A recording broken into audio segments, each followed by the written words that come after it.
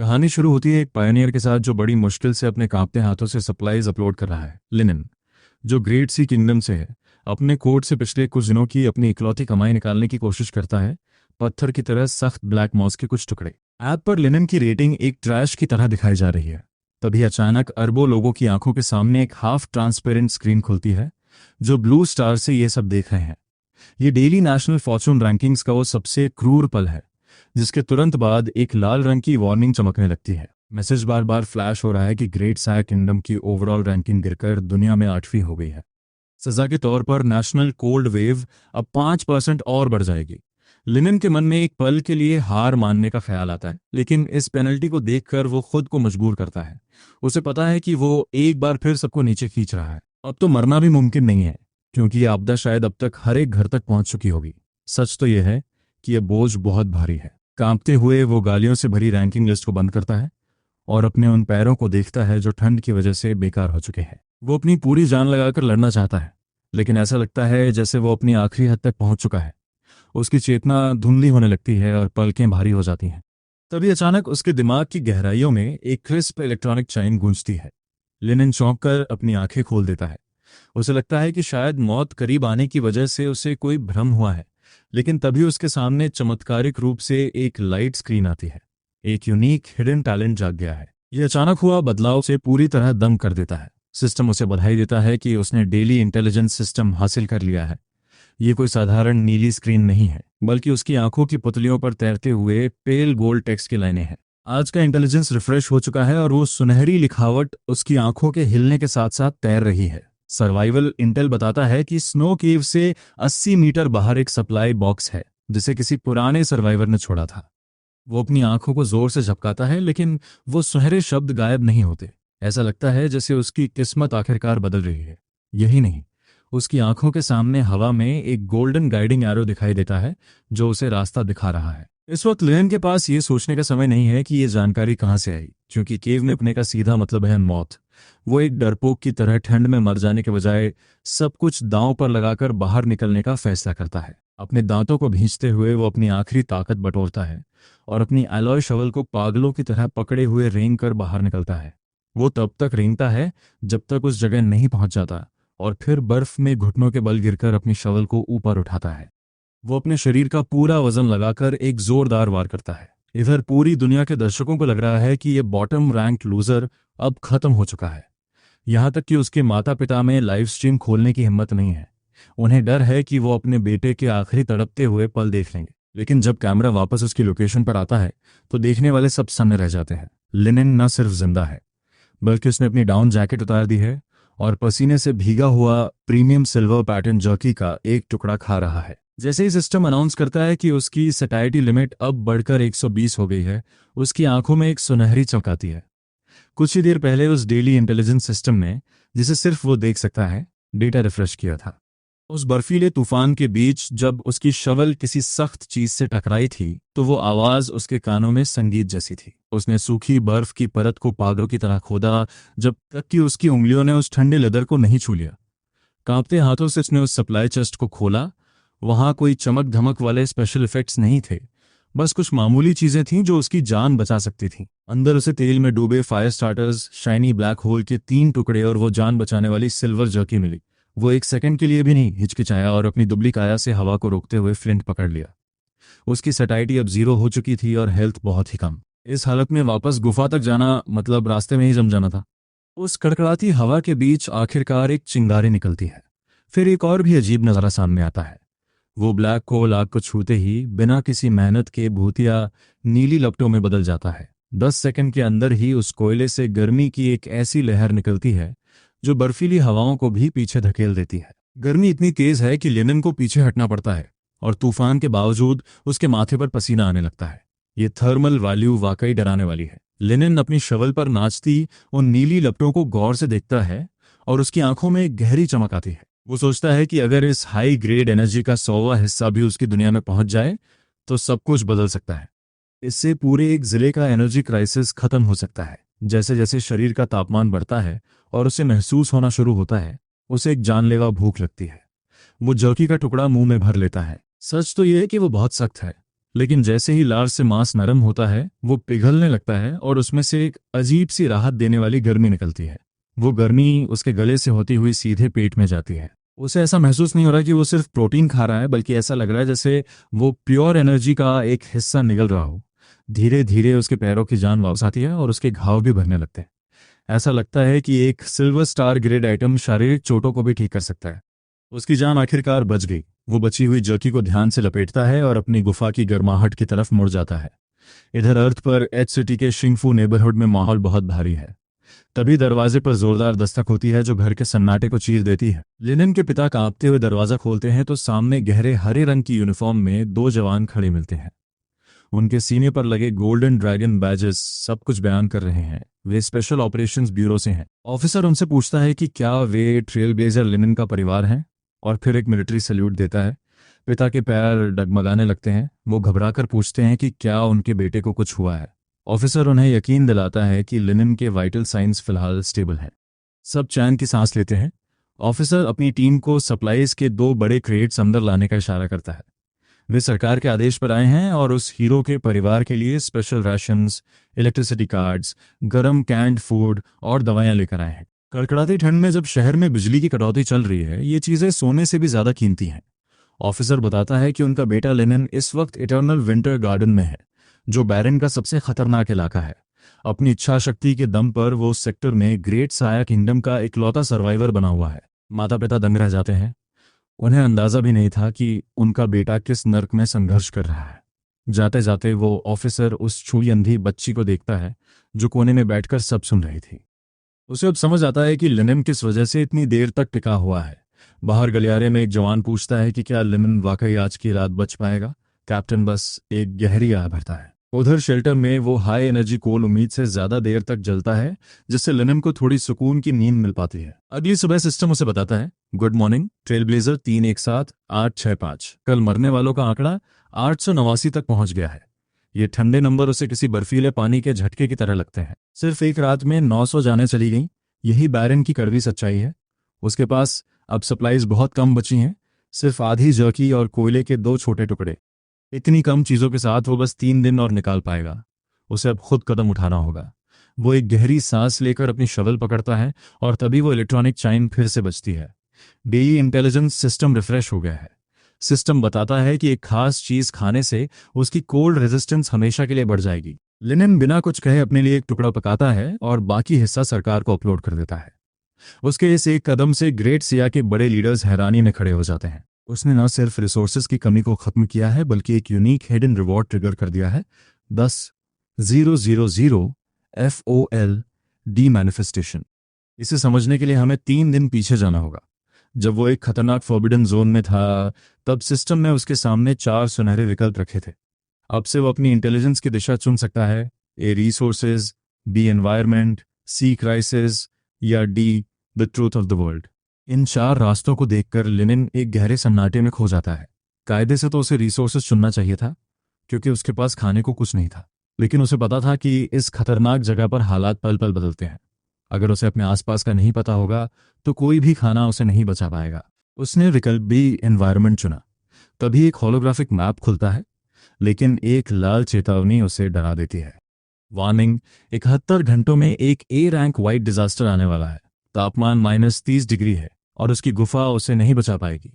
उस लाल स्क्रीन को देखकर उसे एक पल के लिए घबराहट होती है, लेकिन तभी उत्तर पूर्व में उम्मीद की एक किरण दिखती है। वहां एक झील है जहां पानी जमा नहीं है और बर्फ सिर्फ 20 सेंटीमीटर मोटी है। पानी का मतलब है कि वहां मछलियां होंगी और मछलियों का मतलब है जिंदगी। वो वहां जाने का फैसला करता है। उस हार्ड कंपा देने वाली हवा के बावजूद वो अपनी शवल थामकर तूफान में निकल पड़ता है। उधर ब्लू स्टार के स्पेशल ऑपरेशंस ब्यूरो में तनाव बहुत ज्यादा है। ले कड़क आवाज में अपडेट्स मांगता है। स्टाफ कांपते हुए बताता है कि आइस किंग शॉट आयु जहरीले कीड़ों के बीच पेड़ की छाल खाकर जिंदा है। लाई चिंगचिंग के पास 12 घंटों से पानी नहीं है और उसकी हालत गंभीर है। सारी खबरें बुरी हैं, लेकिन जब स्क्रीन दूसरे देशों के ट्रेल ब्लेजर्स पर जाती है तो टीम का हौसला टूटने लगता है। जापान का योद्धा एक ट्रॉपिकल आइलैंड पर मजे से नारियल फोड़ रहा है। यह सब देखकर हर किसी का खून खौलता है। तभी एक शांत और ठंडी आवाज गूंजती है और कमरे में सन्नाटा छा जाता है। हम देखते हैं कि लिनन तूफान में अपनी एलॉय शौल्य आगे बढ़ रहा है। ये देखकर ले की आंखों में उम्मीद जागती है। वो सू वान को आदेश देता है कि लिनन पर पूरी नज़र रखी जाए। उसे जानना है कि लिनन इस मौत के जाल से कैसे निकलेगा। लिनन अपना ब्रॉडकास्ट चालू करता है और कैमरा की तरफ देखकर एक छोटी सी मुस्कान के साथ कहता है कि वो ठीक है। इससे पहले कि दर्शक कुछ समझ पाते, लिनन अपनी शवल उठाता है और बर्फ पर एक के बाद एक जोरदार वार करना शुरू करता है। झटकों की वजह से उसके हाथों में तेज दर्द होता है और चैट में लोग उसे पागल कहने लगते हैं। वे उसे अपनी ताकत बर्बाद न करने की सलाह देते हैं, लेकिन लिनन नहीं रुकता। यहाँ तक कि सू वान भी निराशा में यह सब देख रही है। वो अपना चश्मा ठीक करते हुए कहती है कि -40 डिग्री में बर्फ कम से कम 1 मीटर मोटी होगी। उसे लगता है कि लिनन सिर्फ अपनी मौत को दावत दे रहा है। लिनन की हालत वाकई खराब हो रही है। उसका कोर टेम्परेचर तेजी से गिर रहा है और उसके हाथ सुन्न पड़ चुके हैं। हर गुजरते सेकंड के साथ मौत करीब आ रही है। उसे डर है कि शायद वो कभी बर्फ को तोड़ नहीं पाएगा। उसे हवा में मायूसी की महक महसूस हो रही है, लेकिन वो रुक नहीं सकता। अगर वो रुक गया तो उसका पसीना जम जाएगा और सब खत्म हो जाएगा। एक आखिरी दहाड़ के साथ वो अपनी बची कुची पूरी ताकत इकट्ठा करता है और अपनी शवल का आखिरी वार करता है। बर्फ के टूटने की आवाज़ किसी संगीत जैसी थी। अचानक झील का गहरा काला पानी ऊपर की ओर उछला और उसके चेहरे पर जा गिरा। बर्फ की वो दरार एक कुदरती चारे का काम कर रही थी और कुछ ही मिनटों में पानी की सतह पर हलचल होने लगी। सतह के नीचे कई काली परछाइयां दिखने लगी। जैसे ही एक ब्लैक फिश उस सुराख के पास से गुजरी, लिनन ने अपनी फुर्ती दिखाई। उसने अपने दोनों हाथों से झपट्टा मारा और उस लोहे जैसी भारी और सख्त मछली को कड़ाके की ठंड वाले पानी से बाहर खींच लिया। जब वो ब्लैक फिश बर्फ पर आ गिरी तो उसे देख दर्शक दंग रह गए। ऐसा लगता है कि एक शवल भी मछली पकड़ने के जाल का बेहतरीन काम कर सकता है। सर्वाइवल का ये एक शानदार नज़ारा था। लेकिन जैसे ही उसने अपनी पहली मछली पकड़ी, एक और भी जानलेवा संकट अचानक खड़ा हो गया। एक वार्निंग फ्लैश हुई क्योंकि उसके शरीर का टेम्परेचर और भी तेजी से गिरने लगा था। उसे तेज चक्कर आने लगे और आंखों के सामने अंधेरा छाने लगा।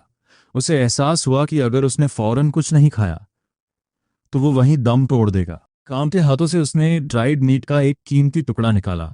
उसने एक हताश भरी बाइट ली और अगले ही पल लाइव स्ट्रीम चैट में फिर से खलबली मच गई। एक गोल्डन कमेंट में इशारा किया गया कि वो मीट असल में चमक रहा था। वो सिल्वर स्टार ग्रेट फूड था। कोई हैरानी की बात नहीं कि वो अब तक जिंदा कैसे बचा हुआ था। जहां ग्रेट सिया की ऑडियंस हैरानी से देख रही थी, तभी स्क्रीन पर एक कड़वा रेड कमेंट तैरता हुआ आया, जिसने उस खुशी के माहौल को खराब कर दिया। जैसे ही व्यूअर्स उसकी किस्मत पर हैरान हो रहे थे, वो मनहूस रेड मैसेज लगातार स्क्रीन पर चलता रहा, जो इशारा था कि खतरा अभी टला नहीं है। उस कमेंट में लिखा था, ये खुद स्ट्रेटेजिक रिसोर्सेज खा रहा है, कितनी बर्बादी है। इस एक लाइन ने सबकी नफरत भड़का दी। लोगों ने पलटवार करते हुए पूछा कि ये आवारा कुत्ता कहाँ से भौंक रहा है। अगर उसने खुद इसे ढूंढा है तो वो इसे खाए क्यों नहीं। जैसे ही ड्राइड मीट उसके पेट में गया, उसके शरीर में गर्मी की एक लहर दौड़ गई। उसकी स्टैमिना बढ़ गई और सेटिटी लिमिट हमेशा के लिए बढ़ गई। जैसे ही उसके हाथ पैरों की जान वापस आई, उसने लोहा गर्म देख चोट मारी। स्प्लैश! एक और मछली पलक झपकते ही पकड़ी गई। सिर्फ आधे घंटे में 3 ब्लैकफिश उसके हाथ में थीं और उसके चेहरे पर मुस्कान थी, लेकिन लगता है उसकी किस्मत अब साथ छोड़ रही थी। अगले 30 मिनट तक पानी किसी कब्र की तरह शांत रहा, जहां कोई परछाई तक नहीं थी। जैसे ही वो हार मानने ही वाला था, अचानक उस गहरे काले पानी के नीचे बिना किसी चेतावनी के एक तेज चमकती रोशनी तैरती हुई दिखाई दी। वो सोचता है कि आखिर ये क्या चीज हो सकती है। उसकी आंखें फैल गईं जब उसे एहसास हुआ कि ये जीव ब्लैक फिश से 2 गुने साइज का है। उसका शवल बिजली की रफ्तार से चला और सफेद जेड पत्थर जैसे दिखने वाली एक अजीब सी पारदर्शी मछली बर्फ पर आ गिरी।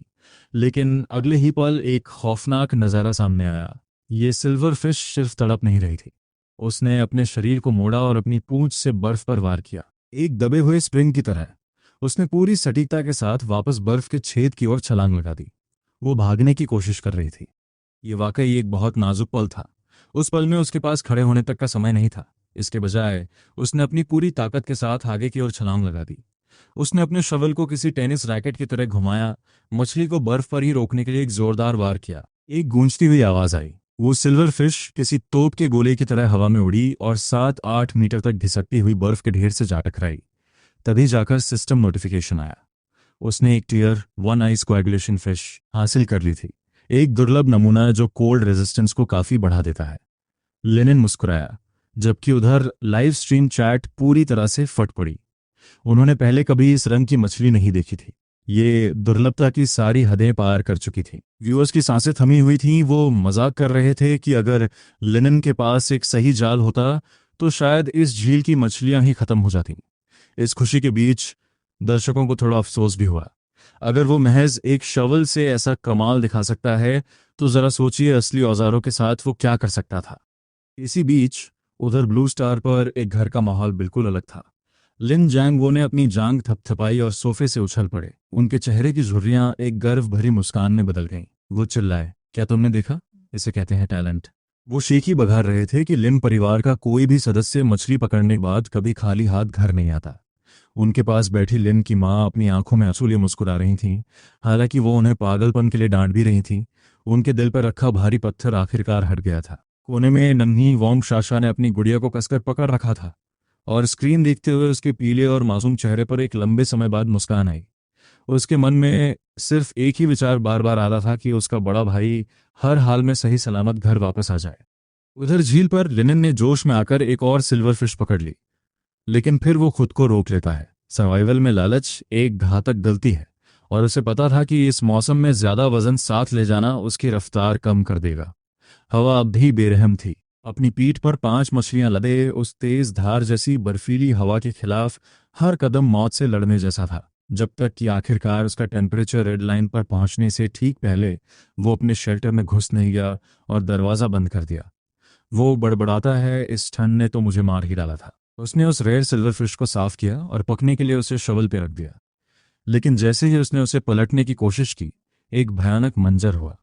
सिल्वर फिश, जिसका पेट पहले ही चीरा जा चुका था, अचानक जिंदा होकर फड़फड़ाने लगी। उसकी पूंछ शवल से टकराई। उस झटके से वो हवा में उछली और अपने नुकीले दांतों वाले मुंह को खोलकर सीधे उसके चेहरे की ओर झपटी। इतने करीब से बचने की कोई जगह नहीं थी, लेकिन उसके सर्वाइवल इंस्टिंक्ट्स फौरन जाग उठे। वो तेजी से पीछे झुका और उसका शवल एक धुंधली परछाई की तरह चला। उसने एक जबरदस्त बैकहैंड स्ट्राइक मारी। उस छोटी सी जगह में एक हड्डी टूटने जैसी कड़क आवाज गूंजी। मछली का सिर कुचल गया और कुछ आखिरी फड़फड़ाहटों के बाद वो बिना सिर वाला शरीर शांत पड़ गया। सच कहें तो ये मौत के मुंह से निकल कर आने जैसा था। उसने एक ठंडी आह भरी और उस पूरी तरह मर चुकी मछली को वापस आग पर रख दिया। कुछ ही मिनटों में हवा में एक खुशबू फैल गई जिसमें जरा भी बदबू नहीं थी। इसकी महक बारिश के बाद के बांस के जंगलों जैसी थी। वो एक टुकड़ा चखने के लिए खुद को रोक नहीं पाया और मीट जुबान पर लगते ही घुल गया। उसके पेट में गर्मी का एक धमाका हुआ जो उसकी रगों में दौड़ गया और शरीर की कैंपकौपा देने वाली ठंड को बाहर निकाल फेंका। सिस्टम ने उसे सूचित किया कि उसकी सटाइटी लिमिट अब 160 तक पहुंच गई है और उसे एक परमानेंट बफ मिला है, प्राइमरी कोल्ड रेजिस्टेंस। ठंड बर्दाश्त करने की उसकी क्षमता अब कई गुना बढ़ गई थी। उसने इसे आजमाने के लिए बर्फ का एक टुकड़ा हटाया जो हवा पहले उसे चीर रही थी। वो अब उसे ताजगी भरी महसूस हो रही थी। ये रेयर ग्रेड फूड की अविश्वसनीय ताकत थी। लेकिन ठीक उसी पल कुछ और हुआ। सही वक्त पर आज के रिसोर्स अपलोड का काउंटडाउन जैसे ही आखिरी 5 सेकंड पर पहुंचा, एक विशाल मैकेनिकल ईगल नीचे उतरा। लिनन ने बची हुई पूरी सिल्वर फिश को एक स्थिर नजरों से देखा।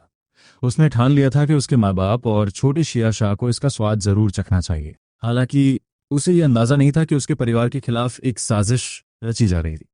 कहानी 10 दिन पहले की है, जब उसके छोटी सोच वाले दूसरे चाचा लिन जंजुन ने लिन के परिवार को भिखारियों की तरह घर से बाहर निकाल दिया था। मगर आज वही आदमी उनके दरवाजे पर घुटनों के बल बैठा एक आलू की भीख मांग रहा था। इसकी वजह साफ थी, इस बेरहम दुनिया में लिनन सिर्फ जिंदा नहीं बचा था, बल्कि वो एक नेशनल लेवल स्ट्रैटेजिक हीरो बन चुका था। इधर हमारा नायक अपनी गर्म स्नो केव में बैठा लेजेंडरी इक्विपमेंट को घूर रहा था और गहरी सोच में डूबा था। वो सोच रहा है कि क्या उसे इस स्नोमोबाइल का इस्तेमाल मछलियां ढोने के लिए करना चाहिए या फिर सिर्फ कूल दिखने के लिए। 3 दिन पहले blue star happy ideal zone की बिल्डिंग 40 में हमें चाचा लिन जंजुन का घर दिखता है। वहां उनका 5 साल का बेटा कंबलों में लिपटा हुआ मीट के लिए चिल्ला रहा था। जंजुन कोने में दुबक कर बैठा था। उसके चेहरे पर परेशानी साफ झलक रही थी। जब से ये कोल्ड वेव आई थी, उनका चावल का डिब्बा खाली हो चुका था। चाचा ने चिड़चिड़ाकर चिल्लाया, क्यों रो रहे हो? उनकी पत्नी वांग ने एक शेरनी की तरह बाहर निकली और ताना मारा कि अगर बच्चे पर चिल्लाने की ताकत है तो जाकर खाना ढूंढो। उसकी आंखों में एक अजीब सी चमक आई और उसने धीमी आवाज में एक खौफनाक सुझाव दिया, उन्हें अपने बड़े भाई के घर जाना चाहिए। उधर विल्डरनेस केव में लिनन एक बड़ा कदम उठाने की तैयारी कर रहा था। जैसे ही उसने उस पारदर्शी आइस पिलर फिश पर हाथ रखा, सिस्टम की आवाज गूंजी, एक नई प्रजाति का पता चला है, B rank ice pillar fish, जो एक रेयर समुद्री खोज है। सिस्टम ने नेशनल फॉर्चून फीडबैक मल्टीप्लायर का हिसाब लगाना शुरू किया। जिसे देखकर लिनिन का दिल धड़कने लगा। सच कहूं तो कचरा रिसोर्सेज कुछ नहीं देते, जबकि साधारण वाले सिर्फ 100 या 1000 गुना रिटर्न देते हैं। लेकिन ये अलग था। लाइट स्क्रीन पर नंबर पागलों की तरह घूमने लगे। 10 गुना, 100 गुना, 1000 गुना, वो लगातार ऊपर बढ़ते रहे। तभी एक गहरा लाल नंबर सामने आया, जिसे देखकर उसकी सांसें अटक गईं।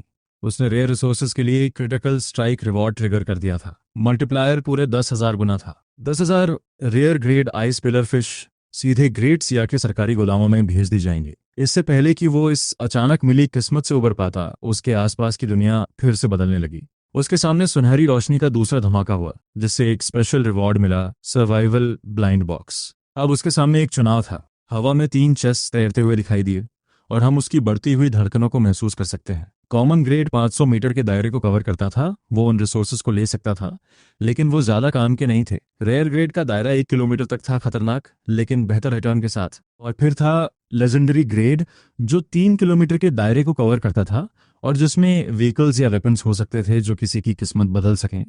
इस बर्फीले मैदान में किसी आम इंसान को एक बॉक्स के लिए 3 किलोमीटर ढूंढने के लिए कहना मौत की सजा देने जैसा है। लेकिन लिनिन आम नहीं है। आखिरकार उसके पास अपने फायदे हैं। जैसा कि कहा जाता है, जितना बड़ा रिस्क उतना ही बड़ा इनाम। बिना किसी हिचकिचाहट के उसने लेजेंडरी बॉक्स को चुना। लेजेंडरी सर्वाइवल ब्लाइंड बॉक्स तैनात कर दिया गया। तुरंत बाहर भागने की इच्छा को दबाते हुए उसने नेशनल फॉर्चून लीडर बोर्ड खोला। जैसा कि उम्मीद थी, उस रेयर फिश की वजह से उसका नाम किसी रॉकेट की तरह ऊपर चढ़ा और सबसे नीचे से सीधा टॉप 100 में पहुंच गया। अगर वो इस रैंक को बनाए रख पाया तो उसे सर्वाइवल से कहीं ज्यादा मिलेगा। वो आखिरकार अपनी छोटी बहन की जाती हुई आंखों की रोशनी बचा पाएगा।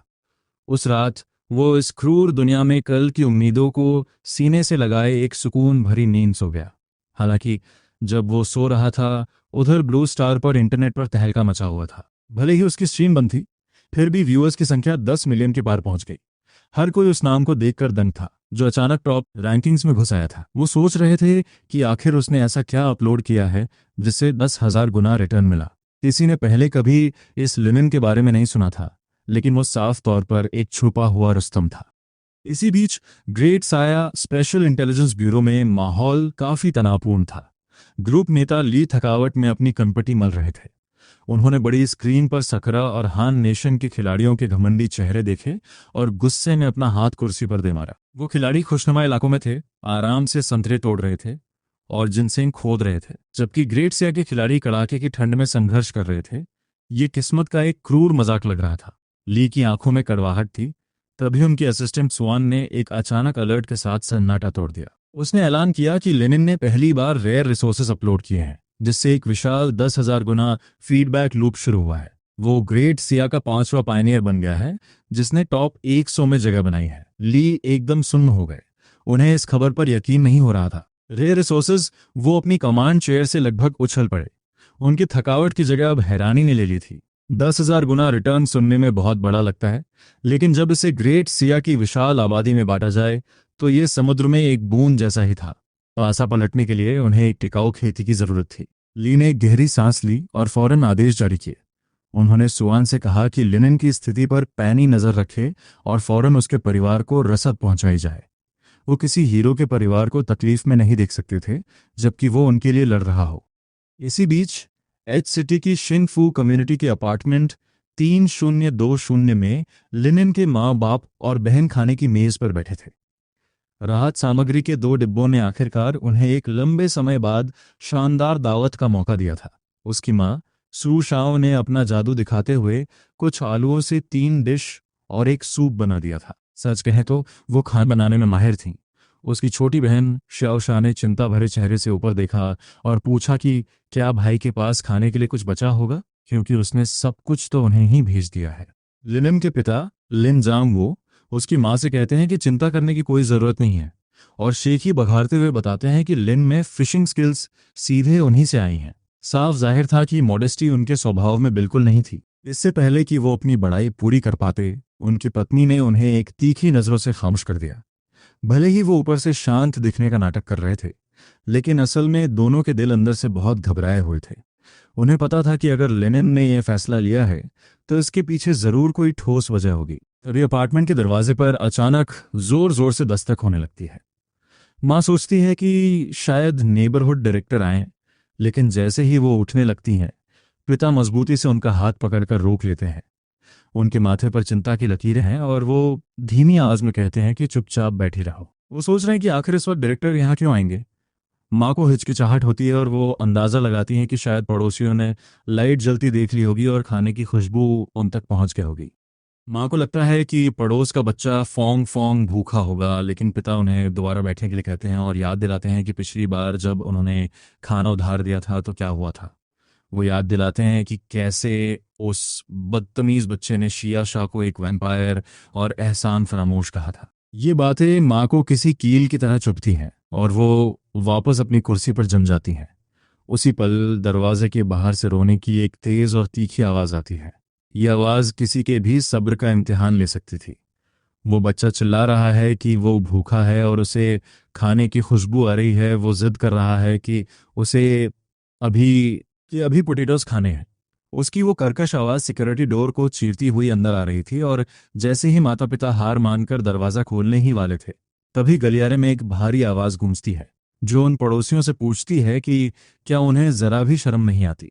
ये एक बहुत ही सही वक्त पर हुआ हस्तक्षेप था। ये नेबरहुड डायरेक्टर ली शान होंग थे, जो उन पड़ोसियों को डांटते हुए कहते हैं कि बच्चे को यहाँ से ले जाओ और एक पायनियर की फैमिली को परेशान करना बंद करो। डायरेक्टर ली की आवाज दहाड़ती है, क्या तुम अपनी जान से हाथ धोना चाहते हो जो एक पायनियर के रिलीफ सप्लाईज पर नजर डाल रहे हो। इसके तुरंत बाद बाकी पड़ोसियों की तरफ से उन पर तानों की बौछार होने लगती है। लोग उन्हें बेशर्म कहते हुए मजाक उड़ाते हैं और याद दिलाते हैं कि कैसे महज 2 दिन पहले वो अपनी आत्मनिर्भरता की शेखी बघार रहे थे। सब देख रहे थे कि कैसे दूसरे का बेटा कामयाब होते ही इन पड़ोसियों के चेहरे कितनी जल्दी बदल गए। इस चौतरफा फटकार के बीच वो लालची पड़ोसी सड़क पर भागने वाले चूहों की तरह वहां से दुम दबाकर भाग निकले। अपार्टमेंट के अंदर परिवार के तीनों सदस्य आखिरकार चैन की सांस लेते हैं। इधर हमें पता चलता है कि पिछली रात आइस प्लेन्स पर ठंड से और 1285 लोगों की मौत हो गई है। इसी बीच लिनिन बाहर -38 डिग्री के ब्लिजर्ड में फंसा हुआ है और बर्फ की गहराई में दबे एक इकलौते कुरियर पैकेज को तलाश रहा है। जहां साकुरा किंगडम के प्लेयर्स उसका मजाक उड़ा रहे थे कि वो अपनी मौत को दावत दे रहा है, वहीं ग्रेट सिया के लोग उसके लिए पहले से ही शोक मना रहे थे। लेकिन जैसे ही उसका पैर बर्फ पर पड़ता है और एक साफ मेटालिक ट्रिंग की आवाज आती है, किस्मत के पहिए घूमने लगते हैं। पायनियर भी 3 एक साथ 8 6 5 के लिए कल की मौतों के वो डरावने आंकड़े अब महज एक पुरानी याद बनने वाले थे। 5वें दिन की सुबह गुफा के मुहाने पर बर्फीली हवाएं अब भी तेज चल रही थीं। लेनिन उठकर बैठता है और एक लंबी अंगड़ाई लेता है। वो पिछले काफी समय के मुकाबले आज ज्यादा तरोताजा महसूस कर रहा था। अचानक उसकी आंखों के सामने एक सुनहरी रोशनी चमकती है और डेली इंटेलिजेंस रिपोर्ट सामने आती है। अब उसे आज के लिए जानकारी का प्रकार चुनना था। सर्वाइवल के लिए ए, एनवायरनमेंट के लिए बी, डेंजर के लिए सी या इवेंट्स के लिए डी। बिना एक पल की देरी किए वो उस सुनहरी टेक्स्ट पर फोकस करता है जो तुरंत उसकी आंखों के सामने खुद को दोबारा अरेंज करने लगता है। वहां कुछ कोऑर्डिनेट्स दिखाई देते हैं जो उसकी जिंदगी हमेशा के लिए बदल देंगे। टेरेस एरिया में 5 to 15 to 6 to 20 की लोकेशन पर, ठीक 2.8 किलोमीटर की दूरी पर और बर्फ के 1.5 मीटर नीचे एक लेजेंडरी सर्वाइवल ब्लाइंड बॉक्स मौजूद है। लेनिन अपनी मुट्ठी हवा में भींचते हुए और तेज धड़कते दिल के साथ बुदबुदाता है, लेजेंडरी। वो जल्दी से अपना सामान बटोरता है, अपनी एलॉय शवल उठाता है और अधजली ग्रिल्ड फिश का बचा हुआ हिस्सा अपने कोट में रख लेता है। इसके बाद वो अपना भारी डाउन जैकेट कसकर लपेटता है और अपनी लाइव स्ट्रीम शुरू करते हुए दर्शकों का स्वागत करता है और ऐलान करता है कि वो एक पैकेज लेने जा रहा है। जैसे ही वो लाइव जाता है, व्यूअर्स की गिनती तेजी से बढ़ने लगती है। पिछली रात जो भारी मात्रा में रिसोर्सेज मिले थे, उसकी वजह से इंटरनेट पे अब उसे एक भगवान की तरह माना जा रहा था। हालांकि उसका पैकेज लेने जाने वाली बात सुनकर चैट में सब हैरान हो जाते हैं। उस वक्त लाइव स्ट्रीम का माहौल काफी तनावपूर्ण था, खासकर साकुरा किंगडम के यामामोटो इचिरो के आने के बाद। उसके एक कमेंट ने ग्रेट सिया के लोगों के बीच गुस्से की आग लगा दी और देखते ही देखते ऑनलाइन जंग शुरू हो गई। दूसरी तरफ बहुत दूर साकुरा किंगडम की इंटेलिजेंस एजेंसी के अंदर यामामोटो इचिरो अपना हेडसेट उतारता है। हालांकि उसके चेहरे पर एक ठंडी मुस्कान थी, लेकिन उसकी आंखों में साफ हैरानी देखी जा सकती थी। आज 5वां दिन था। अगर उसकी अपनी कंट्री का कोई प्लेयर होता तो अब तक बर्फ का पुतला बन चुका होता, लेकिन ये लेनिन सच में एक ब्लिजर्ड के बीच बाहर निकलने की हिम्मत कर रहा था। एक संजीदा रिसर्चर होने के नाते उसे ये एहसास हो रहा था कि ग्रेट सिया का ये नौजवान कहीं ना कहीं दुनिया के तय किए गए नियमों को तोड़ रहा है। उधर आइस प्लेन्स पर लिनेन एक एक कदम भारी मुश्किल से आगे बढ़ा रहा था। हर कदम के साथ उसे अपने पैरों को घुटनों तक गहरी बर्फ से बाहर खींचना पड़ रहा था। अगर ये कल की बात होती तो वो अब तक जम चुका होता, लेकिन आज भले ही हवा उसके चेहरे को चाकू की तरह काट रही थी, लेकिन उसके डाउन जैकेट ने अंदर गर्मी को बरकरार रखा था। सच तो ये है कि ये बेहतर कोल्ड रेजिस्टेंस उसके लिए किसी वरदान से कम नहीं था। पूरे 2 घंटे चलने के बाद वो रुकता है, उसकी सांसें फूल रही हैं और उसकी रेटिना पर दिख रहा सुनहरा तीर सीधे उसके पैरों की तरफ इशारा कर रहा है। यही वो जगह थी। बिना एक भी शब्द जाया किए वो अपनी एलॉय शवल चलाता है और पागलों की तरह खुदाई शुरू कर देता है। बर्फ की 5 फीट की परत पत्थर से भी ज्यादा सख्त थी और हर वार के साथ उसके हाथ सुन्न हो रहे थे। फिर भी उसने रुकने की हिम्मत नहीं की। वो जानता था कि अगर वो रुका तो उसके शरीर का तापमान गिर जाएगा। 10 मिनट गुजरे, फिर 20, और आखिरकार एक साफ मेटालिक क्लिंक की आवाज सुनाई दी। उसने शवल एक तरफ फेंकी और कड़ाके की ठंड की परवाह किए बिना अपने नंगे हाथ से बर्फ हटाने लगा। गड्ढे के अंदर एक ब्लू गोल्ड रोशनी से चमकता हुआ मेटल चेस्ट रखा था। उसकी सतह पर बने साई-फाई पैटर्न्स को देखकर उसकी धड़कनें रुक सी गईं। एक लेजेंडरी ब्लाइंड बॉक्स, और वो उसे खोलने के लिए तैयार था। एक हल्की सी आवाज के साथ ढक्कन खुल जाता है। अंदर कोई खाना या हथियार नहीं था, बल्कि करीने से रखे हुए सिल्वर वाइट मेटल कंपोनेंट्स थे। उसे एक लेजेंड पोर्टेबल पोलर स्नोमोबाइल मिली थी। डिस्क्रिप्शन में लिखा था कि हाई स्ट्रेंथ एल से बनी है, इंसानी ताकत से चलती है और इसमें एफिशिएंट काइनेटिक कन्वर्जन दिया गया है जो 300 किलोग्राम तक का वजन उठा सकती है। उसकी आंखें फटी की फटी रह गईं। इस वीरान और जमी हुई दुनिया में यह चीज किसी दैवीय चमत्कार से कम नहीं थी। ये किसी फेरारी की चाबी मिलने से 10,000 गुना बेहतर था। वो उन हिस्सों को उठाता है और उन्हें जोड़ने लगता है। वो धातु उसके हाथों में जैसे जिंदा हो उठती है, तेजी से खुलती है और अपनी जगह पर लॉक हो जाती है। महज कुछ ही सेकंड में एक फ्यूचरिस्टिक सिल्वर वाइट स्नोमोबाइल बनकर तैयार हो गई। ये बहुत ही स्मूथ थी, इतनी स्मूथ कि यकीन करना मुश्किल था। लाइव स्ट्रीम की चैट जहां लोग लिनेन की मौत की भविष्यवाणी कर रहे थे, वहां अब सन्नाटा छा गया था। फिर अचानक धमाका हुआ। लोग पागल हो रहे थे और पूछ रहे थे कि आखिर ये इंसानी ताकत से चलने वाली बिना पहियों की गाड़ी क्या चीज है। उसे इतनी तेज से चलते देख सबको लेजेंडरी ब्लाइंड बॉक्स की असली ताकत का अंदाज हो गया। जो लोग पहले मजाक उड़ा रहे थे वो अब शर्म के मारे मुंह छिपा रहे थे। यहाँ तक कि रिटायर्ड पायनियर वोजिन अपनी टिप्पणी दिए बिना नहीं रह पाए।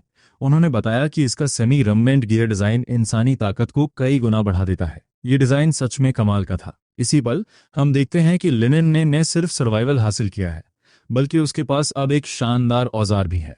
बर्फ पर सबसे तेज रफ्तार से दौड़ते हुए उस स्पीड ने उसके एड्रेनलिन को 7वें आसमान पर पहुंचा दिया। सच कहें तो ये नज़ारा बहुत ही रोमांचक था। जो सफ़र पैदल घंटों में पूरा होता, वो अब महज 30 मिनट का रह गया था। उसका वार्म अप अब आधिकारिक तौर पर खत्म हो चुका था। वो उस मेटल चेस्ट को पीछे की सीट पर कसता है और जैसे ही उसके पैरों की मांसपेशियां जोर लगाती हैं, स्नोमोबाइल से एक हल्की सी गूंज सुनाई देती है। उसकी रफ्तार अब 20 किलोमीटर पर आवर तक पहुंच चुकी थी और वो सीधा जमी हुई झील की तरफ बढ़ रहा था। इसी बीच ब्लूएस्ट स्टार रिजर्व बेस 01 पर जब लिनेन मैदानों में दौड़ लगा रहा था, वहां सैकड़ों सिल्वर ग्रे जायंट टावर्स हवा के थपेड़ों के बीच मजबूती से खड़े थे। एक उच्च सभ्यता की रोशनी की किरणें किसी चटकार की तरह नीचे आ रही थीं, जहां अनगिनत ट्रांसपोर्ट चेन्स चल रहे थे। उनके बीच एक सुनहरी कन्वेयर बेल्ट सबका ध्यान खींच रही थी, जिस पर कतारों में सजी हुई जेड वाइट मिस्टीरियस फिश जा रही थीं। उनसे निकलने वाली ठंडक बहुत तेज थी और गोदाम में पहुंचने से पहले ही उन्हें स्ट्रेटेजिक रिसोर्सेज का लेबल दे दिया गया। जमीन से 300 मीटर नीचे कोर लैब में आखिरकार एक ऑटोमेटेड टेस्टिंग रिपोर्ट प्रिंट होकर बाहर आती है। इन आइस स्पिरिट फिश में ठंड बर्दाश्त करने की गजब की ताकत थी। सलाह दी गई कि इन्हें टॉप टियर सीड प्लेयर्स के लिए प्राथमिकता दी जाए। डायरेक्टर जंग, जिनके बाल बर्फ की तरह सफ़ेद थे, इतने उत्साहित थे कि उनके हाथ कांपने लगे। ये एक बहुत बड़ी कामयाबी थी। इसके साथ अगले जिले के सीड्स के बचने की दर कम से कम दोगुनी हो जाएगी। हालांकि जब उन्होंने योगदान देने वाले का नाम देखा तो उनकी मुस्कान जम गई। ये कोई मशहूर आइस किंग या किसी बड़े खानदान का जाबांज नहीं था, बल्कि एक ऐसा नाम था जिसे वो बिल्कुल नहीं जानते थे, लिनेन। उसके बारे में जानकारी बहुत ही साधारण थी। Winner of the 8th selection batch, an ordinary passer by. एक नॉन सीटेड प्लेयर इतना कुछ हासिल कर सकता है, ये देखकर डायरेक्टर जॉन दंग रह गए। वो सोचते हैं कि आखिर ये लिनेन नाम का शख्स किस तरह का अजूबा है। हम वापस उस वीरान बर्फीले मैदान में पहुंचते हैं जहां लिनेन एक स्टाइलिश ड्रिफ्ट मारता है। स्नोमोबाइल कल वाली फिशिंग स्पॉट पर आकर रुकती है, लेकिन जैसे ही वो नीचे उतरता है उसकी आंखें सिकुड़ जाती हैं। बर्फ पर पंजे के कई बड़े निशान बने हुए थे। जिस बर्फ ने उस छेद को ढका था उसे बेरहमी से फाड़ दिया गया था और चारों तरफ बर्फ के नुकीले टुकड़े बिखरे थे। यहाँ कोई स्कैवेंजर आया था। वो एक निशान को नापने के लिए नीचे झुकता है जो उसके अपने सिर से भी बड़ा था। मुमकिन है कि ये एक एडल्ट स्नो डीमन बेयर था जो कल की मछलियों की खुशबू से यहाँ खिंचा चला आया हो। इंसानों के लिए ये प्रतिबंधित इलाका हो सकता है, लेकिन इन मैजिक बीस्ट्स के लिए ये एक दावत जैसा है। कोई और होता तो डर के मारे भाग जाता, लेकिन वो बस इलाके का मुआयना करता है। जब उसे उस जानवर का कोई सुराग नहीं मिलता तो वो फैसला करता है कि किस्मत उन्हीं का साथ दे रही है जो हिम्मत दिखाते हैं। उसे अंधेरा होने से पहले काम खत्म करना होगा। एक सेकंड भी जाया किए बिना वो स्नोमोबाइल को हवा के रुख की तरफ खड़ा करता है ताकि वो ढाल का काम करे और अपनी एलॉय शॉवल से बर्फ को तोड़ना शुरू कर देता है। जल्द ही पानी की गहराई में कई काली परछाइयां नजर आने लगती हैं। आधे घंटे बाद 3 मोटी ताजा काली मछलियां किनारे पर पड़ी थीं, लेकिन यह काफी नहीं था, बिल्कुल भी काफी नहीं। ये मामूली काली मछलियां सिर्फ पेट भर सकती हैं। उसे वो सिल्वर फिश चाहिए थी जो कोल्ड रेजिस्टेंस देती हैं। कल रात उन मछलियों की सफाई करते वक्त जो कुछ उसे मिला था उसे याद करते हुए वो एक साहसी फैसला लेता है। वो अपनी एलॉय शवल उठाता है और अभी अभी पकड़ी गई तड़पती हुई आयरन बेल ब्लैक फिश के टुकड़े टुकड़े करना शुरू कर देता है। ये नज़ारा देखकर लाइव स्ट्रीम के दर्शक सन्न रह जाते हैं।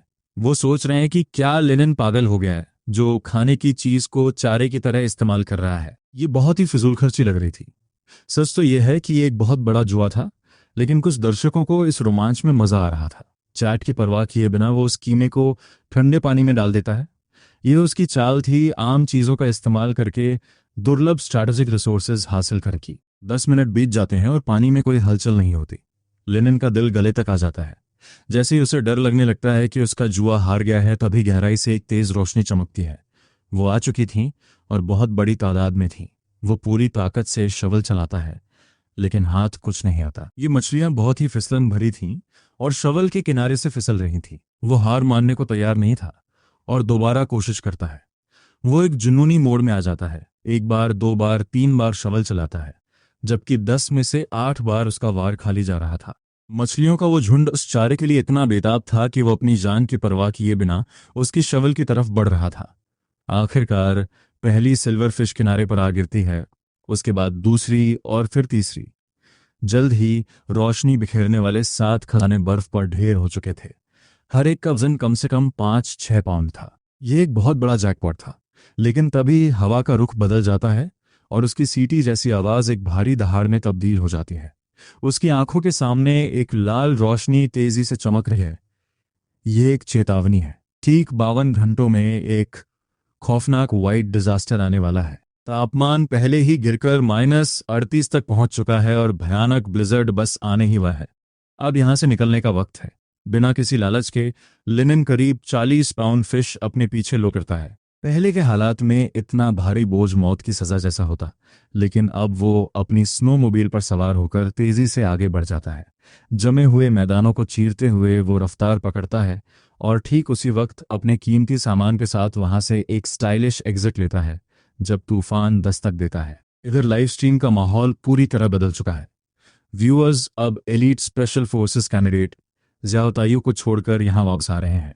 दोनों के बीच की तुलना वाकई मजाकिया है। उस सीटेड पेयर ने अपना पूरा दिन बड़ी बारीकी से एक ट्रैप बुनने में बिता दिया, फिर भी उसे सिर्फ 3 छोटी पाम साइज्ड फिश ही मिली और वो उन्हें ऐसे संभाल रहा है जैसे वो असली सोना हो। ट्रैप्स का मास्टर होने के बावजूद उसके पास सिर्फ 3 छोटे झींगे जैसे शिकार हैं। दूसरी तरफ लेनिन ने एक मामूली शवल का इस्तेमाल करके 7 रेयर जायंट्स को बाहर निकाल लिया। ये वाकई एक शर्मनाक कॉन्ट्रास्ट है। ग्रेट सी थर्ड इंटेलिजेंस ब्यूरो में डायरेक्टर जियांग डेटा पर करीब से नजर रखे हुए हैं। शुरुआत में उन्हें लगा था कि लेनिन सिर्फ किस्मत वाला है, लेकिन जैसे ही ताज़ा रिसोर्स स्टैटिस्टिक्स रिपोर्ट सामने आती है वो पूरी तरह दंग रह जाते हैं। ये रिपोर्ट 8 बैच ऑफ पायनियर्स द्वारा हासिल किए गए रिसोर्सेज की रैंकिंग दिखाती है। वहां बिना किसी खास बैकग्राउंड वाले लेनिन का नाम सबसे ऊपर चमक रहा है। पूरे रीजन में उसकी रैंक 2nd है। ये भला कैसे मुमकिन है? बेलाल, कैसे मुमकिन है? जहां बाकी लोग टंड्रा प्लेटो की गुफाओं में कांप रहे हैं, वहीं वो एक गर्म स्नो बरो में आराम से बैठकर S rank grilled silver heart fish का आनंद ले आए। उसने तूफान आने से पहले ही 3 मीटर गहरा एक विशाल अंडरग्राउंड स्नो कैश भी ढूंढ निकाला था। बड़ों के अंदर हम देखते हैं कि वो विशाल चूहा कोई मौत का पैगाम नहीं, बल्कि प्रीमियम मार्बल्ड मीट का एक चलता फिरता ढेर है। इसी बीच हैप्पीनेस विलेज कॉम्प्लेक्स की एक दूसरी बिल्डिंग में लिन जंजुन और उसकी पत्नी कड़वाहट भरे चेहरे के साथ स्क्रीन को घूर रहे हैं। वोंग में गुस्से मेज पर कपड़ा पटकते हुए कहती है, ये तो बस कुछ मछलियां हैं, इसमें इतना दिखावा करने वाली क्या बात है। वो कहती है कि विदेशी पायनियर्स हर दिन ताज़े फलों की तस्वीरें अपलोड कर रहे हैं, असली टैलेंट तो वो है। लिन जंजुन चिड़चिड़ा होकर अपनी पत्नी की बकबक रोकने के लिए हाथ हिलाता है। वो उसे चुप रहने को कहता है और याद दिलाता है कि उस जगह के हालात कितने बेरहम हैं। वो इस बात पर अड़ा है कि वो अपने बेटे को कभी ऐसी मुसीबत में नहीं डालता। वोंग में खुद को तसल्ली देने के लिए ताज़ा हवा खाने खिड़की की तरफ जाती है, लेकिन जैसे ही उसकी नज़र नीचे जाती है वो सन्न रह जाती है। वही जानी पहचानी मिलिट्री ग्रीन ट्रक वापस आ गई है और ठीक पड़ोस वाली बिल्डिंग के सामने रुकी है। कई तगड़े सोल्जर्स नीचे उतरते हैं और मिलकर 3 बड़े वुडन क्रेट्स उतारने लगते हैं। क्या ये और भी ज्यादा सप्लाईज है? अभी तो सिर्फ एक ही दिन बीता है। उन भारी बक्सों को देखते हुए उसे जलन महसूस होती है, जो 3 दिन की भूख से भी ज्यादा दर्दनाक है। उधर दूसरे अपार्टमेंट में सोल्जर्स का नेता बड़े प्यार से अपना परिचय देता है और बुजुर्गों को बताता है कि उसका नाम वोंग है, लेकिन वो उसे गांगी कह सकते हैं। उस शांत घर के अंदर लिंड परिवार के तीनों सदस्य पूरी तरह हैरान परेशान दिख रहे हैं। सुफोंग उन सामानों के ढेर को देखती है और घबराहट में अपने हाथ एप्रन पर रगड़ने लगती है। वो सोचती है कि आखिर इतना सारा सामान क्यों आया है, क्योंकि वो ये सब खत्म भी नहीं कर पाएंगे। डायरेक्टर ली अचानक अंदर आते हैं। उनकी आंखें थोड़ी लाल हैं। वो कहते हैं, ओल्डली, आपको इसे स्वीकार करना होगा। लिनन ने अपनी जान पर खेलकर ये कमाया है।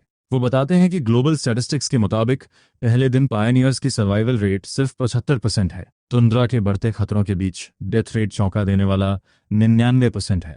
वह इलाका जीवन के लिए एक फॉरबिडन जोन है। लिनन वाकई एक बहुत अच्छा साथी है। जाने से पहले वोंग गैंग डायरेक्टर ली को पायनियर्स की फैमिली के बारे में एक गंभीर याद दिलाता है। ये सप्लाईज एक नेशनल प्रायोरिटी हैं और उन्हें इन पर कड़ी नजर रखनी होगी। जैसे ही सैनिकों के पीछे दरवाजा बंद होता है, कमरे में एक भारी सन्नाटा छा जाता है। आखिरकार लिनजांग वो कांपते हाथों से क्रेट्स खोलता है और ठंडी हवा बाहर निकलती है।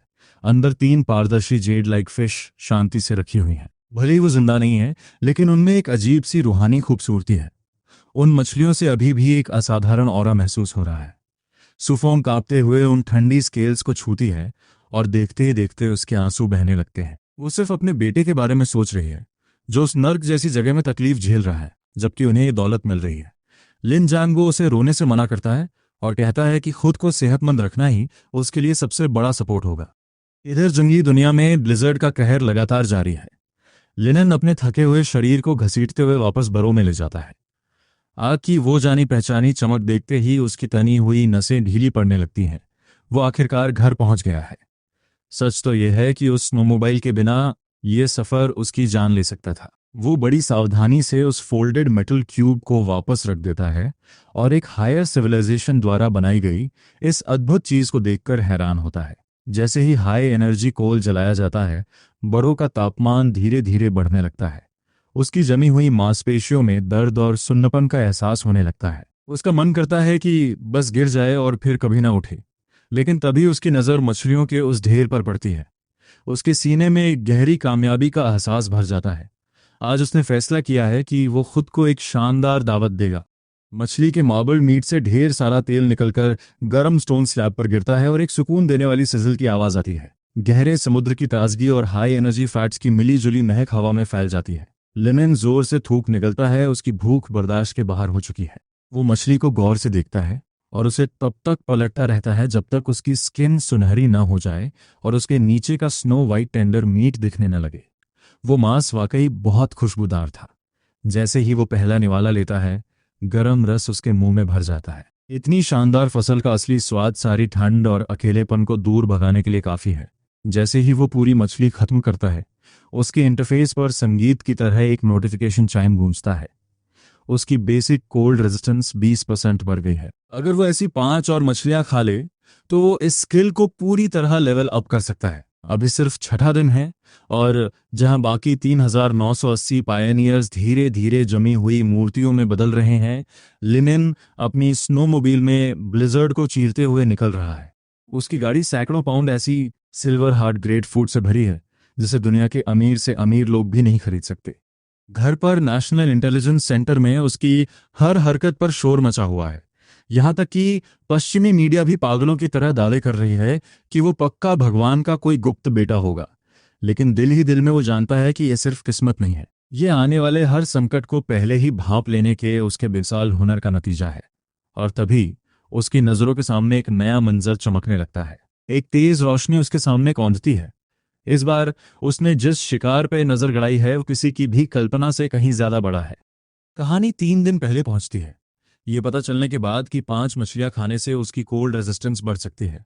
उसने अपने थके हुए शरीर को चलते रहने के लिए मजबूर किया। आग का इस्तेमाल करके उसने बाकी बची सभी मछलियों को सेमी ड्राई होने तक भूना। उसने तैयार की गई एक आइस सिल्वर पिलर फिश पर अपना हाथ रखा और मन ही मन उसे अपलोड करने का आदेश दिया। जल्द ही उसके सामान की लिस्ट में roasted ice silver pillar fish जुड़ गई। तैयार खाने को C++ रेयर ग्रेड दिया गया, एक ऐसा रैंक जो यकीनन पूरे ग्रेड सा लीडरबोर्ड को हिलाकर रख देगा। लिनिन का रैंक दर्जनों पायदान ऊपर चढ़ गया। उसकी आंखों में एक सुनहरी चमक कौंधी। टॉप 50 में आने का मतलब सिर्फ सम्मान नहीं था, इसके साथ बेसिक स्वॉर्ड फिजिक जैसे इनाम भी मिल रहे थे। शुरुआती दिनों में सबसे कमजोर दिखने वाले सर्वाइवर्स भी बेहद ताकतवर बन गए। ये सब सैवेज वर्ल्ड फूड और स्वॉर्ड फिजिक फ्लूइड्स के दोहरे असर की वजह से था। उसने अपनी मुट्ठी भींची और अपने अंदर दौड़ती गर्म लहरों को महसूस किया। ये ताकतवर के टिके रहने का खेल था, और चूंकि उसके पास इंफॉर्मेशन सिस्टम था, डेमोनिक बीस्ट का शिकार करना अब महज एक सपना नहीं था। जिंदा रहने के लिए उसे और भी ताकतवर बनना था। जब तक वो जीवित है उसकी शक्ति बढ़ती रहेगी। इसी बीच ब्लू स्टार की लाइव स्ट्रीम्स पर भले ही स्क्रीन काली थी, लेकिन इस खबर से चैट बॉक्स में धमाका हो गया। फ्रांस का सैंचेज सिर्फ भगवान को पुकार रहा था, तो ऐसे दिखते हैं रेयर ग्रेड रिसोर्सेस। ये तो दुनिया के सबसे बेहतरीन पकवानों से भी ज्यादा लजीज लग रहा है। दक्षिण कोरिया के चो चानी और ब्राजील के अन्य लोग हैरान थे कि समुद्र के पास होने के बावजूद उन्हें ऐसी चीजें क्यों नहीं मिली। इस जलन की लहर के सामने ग्रेट सा के व्यूअर्स गर्व से तनकर खड़े थे। उन्होंने सभी से गुजारिश की कि स्क्रीन को गॉड की तारीफों से भर दें। लेकिन शिंगफू कम्युनिटी के अपार्टमेंट 302 में ऑनलाइन शोर शराबे से दूर माहौल बिल्कुल अलग था। वहां एक बेहद लजीज महक फैली हुई थी, घर के खाने की वो जानी पहचानी खुशबू। सुफोंग ने आइस सिल्वर पिलर फिश के टुकड़े किए और उसमें अदरक मिलाया। जैसे ही पानी गर्म हुआ, मछली का मांस बिखरा नहीं, बल्कि उसने पूरे बर्तन के पानी को एक गाढ़े दूधिया सफेद ब्रॉथ में बदल दिया। वो सौंधी और मीठी खुशबू दरवाजे की दरारों से निकलकर पूरी गैलरी में फैल गई। नन्ही लिन शिया ने अपना कटोरा सावधानी से पकड़ा और एक छोटा घूंट लिया। वो सूप गजब का स्वादिष्ट था, जो मुंह में जाते ही घुल गया और उसके गले से नीचे उतरते ही गर्मी का एक एहसास छोड़ गया। वो गर्माहट तुरंत उसके हाथ पैर में फैल गई। लिन जांग वो और सू फोंग ने एक दूसरे को देखा। उनके चेहरे हैरानी से भरे थे। उनके शरीर में एक अजीब सी लहर दौड़ रही थी, जैसे उनका खून उबल रहा हो। बुजुर्ग, ये तो चमत्कार है। मेरे पुराने दर्द करने वाले पैरों में अब तकलीफ भी नहीं हो रही, सुफोंग ने जवाब दिया। अब बातें छोड़ो और इसे जल्दी पी लो। ये हमारे बेटे ने अपनी जान जोखिम में डालकर हमारे लिए भेजा है। वहीं पड़ोस में माहौल बिल्कुल ठंडा पड़ा था। मम्मी, बहुत अच्छी खुशबू आ रही है, मुझे मीट खाना है। वोंग मी ने चिढ़कर रोते हुए बच्चे को डांटा और मुंह फेर लिया। उसने अपने पति की तरफ देखा और उसकी आवाज थोड़ी नरम हो गई। जनजुन, शायद हमें थोड़ा और उधार मांगने की कोशिश करनी चाहिए। लिन जनजुन सुन रहा था। उसे पड़ोस के घर से आने वाली हंसी और खुशी की आवाजें सुनाई दे रही थीं, और उसने एक लंबी आह भरी। सुनो, जब लिनन ने मदद के लिए हमारा दरवाजा खटखटाया था, तब तुमने क्या कहा था, याद है? वोंग में सन्न रह गई। वो पुरानी याद ताजा होते ही उसका चेहरा सफेद पड़ गया। थे, तुमने उनसे पूछा था, अगर मैं तुम्हें ये उधार दे दूं तो क्या तुम इसे चुका भी पाओगे? लिन शेंजुन ने मायूसी में अपना सिर हिलाया। हम बस वही काट रहे हैं जो हमने बोया था। इसी बीच ग्रेट सा के मुख्य केंद्र में माहौल और भी भारी होता जा रहा था।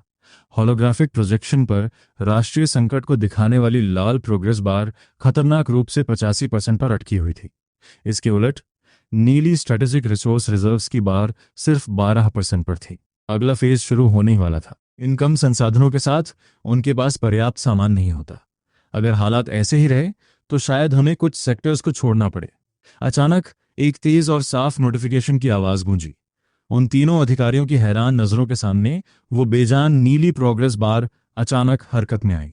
जैसे उसे एड्रेनलिन का कोई बड़ा इंजेक्शन दे दिया गया हो। वो तेजी से ऊपर चढ़ने लगी। 12.5%, 13%, और देखते ही देखते 18% तक पहुंच गई। ये क्या हुआ? ये किस वॉर जोन से आया है? ये कोई गलती नहीं थी, उन्हें वो मिल गया था। बेहद कीमती कोल्ड रेजिस्टेंस रिसोर्सेज जो उनके लोगों को बचा सकते थे। इससे उनके सीटेड प्लेयर्स की सर्वाइवल रेट काफ़ी बढ़ जाएगी। मॉनिटरिंग सेंटर में खुशी की लहर दौड़ गई। ऊपर वाले ने ग्रेट सा का साथ नहीं छोड़ा है। हमें पता लगाना होगा कि यह किस प्लेयर ने किया है और उसे इनाम देना होगा।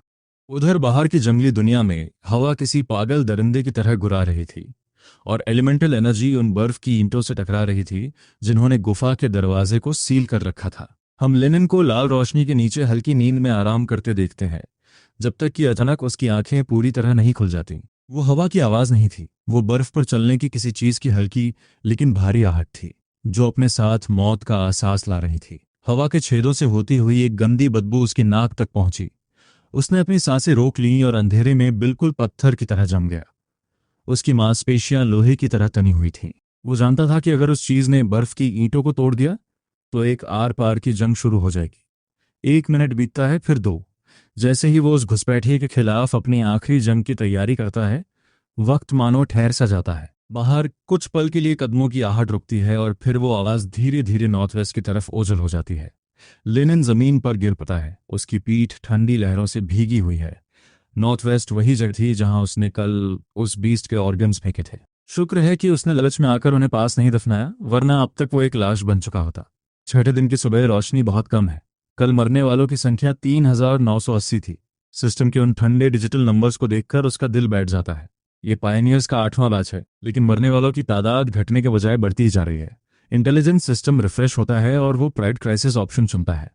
जैसे ही कमांड दिया जाता है, गुफा के उस धुंधले प्रवेश द्वार के पास हलचल होने लगती है। एक पेल येलो फिल्टर स्क्रीन पर चमकता है और डेटा स्ट्रीम्स बदलने लगती हैं। अगले ही पल लेनिन के शरीर में एक सिहरन दौड़ जाती है। स्नोब्रिक्स के बाहर एक डरावना हरा निशान साफ दिख रहा है। यह रात में आए उस शिकारी का रास्ता है। वो निशान काफी देर तक उस एंट्रेंस पर रुका रहा और दीवार के दरारों के पास रोशनी के 2 गहरे धब्बे नजर आ रहे हैं। सिस्टम उसे आइडेंटिफाई करता है कि यह एक स्नो डीमन वुल्फ है जिसने अपने शिकार को मार्क कर लिया है। वो वहां सुबह 3:20 से लेकर 3:45 तक मौजूद था। लेनिन अपनी मुट्ठियां भींचते हुए सोचता है, लानत है, मुझे मार कर लिया गया है।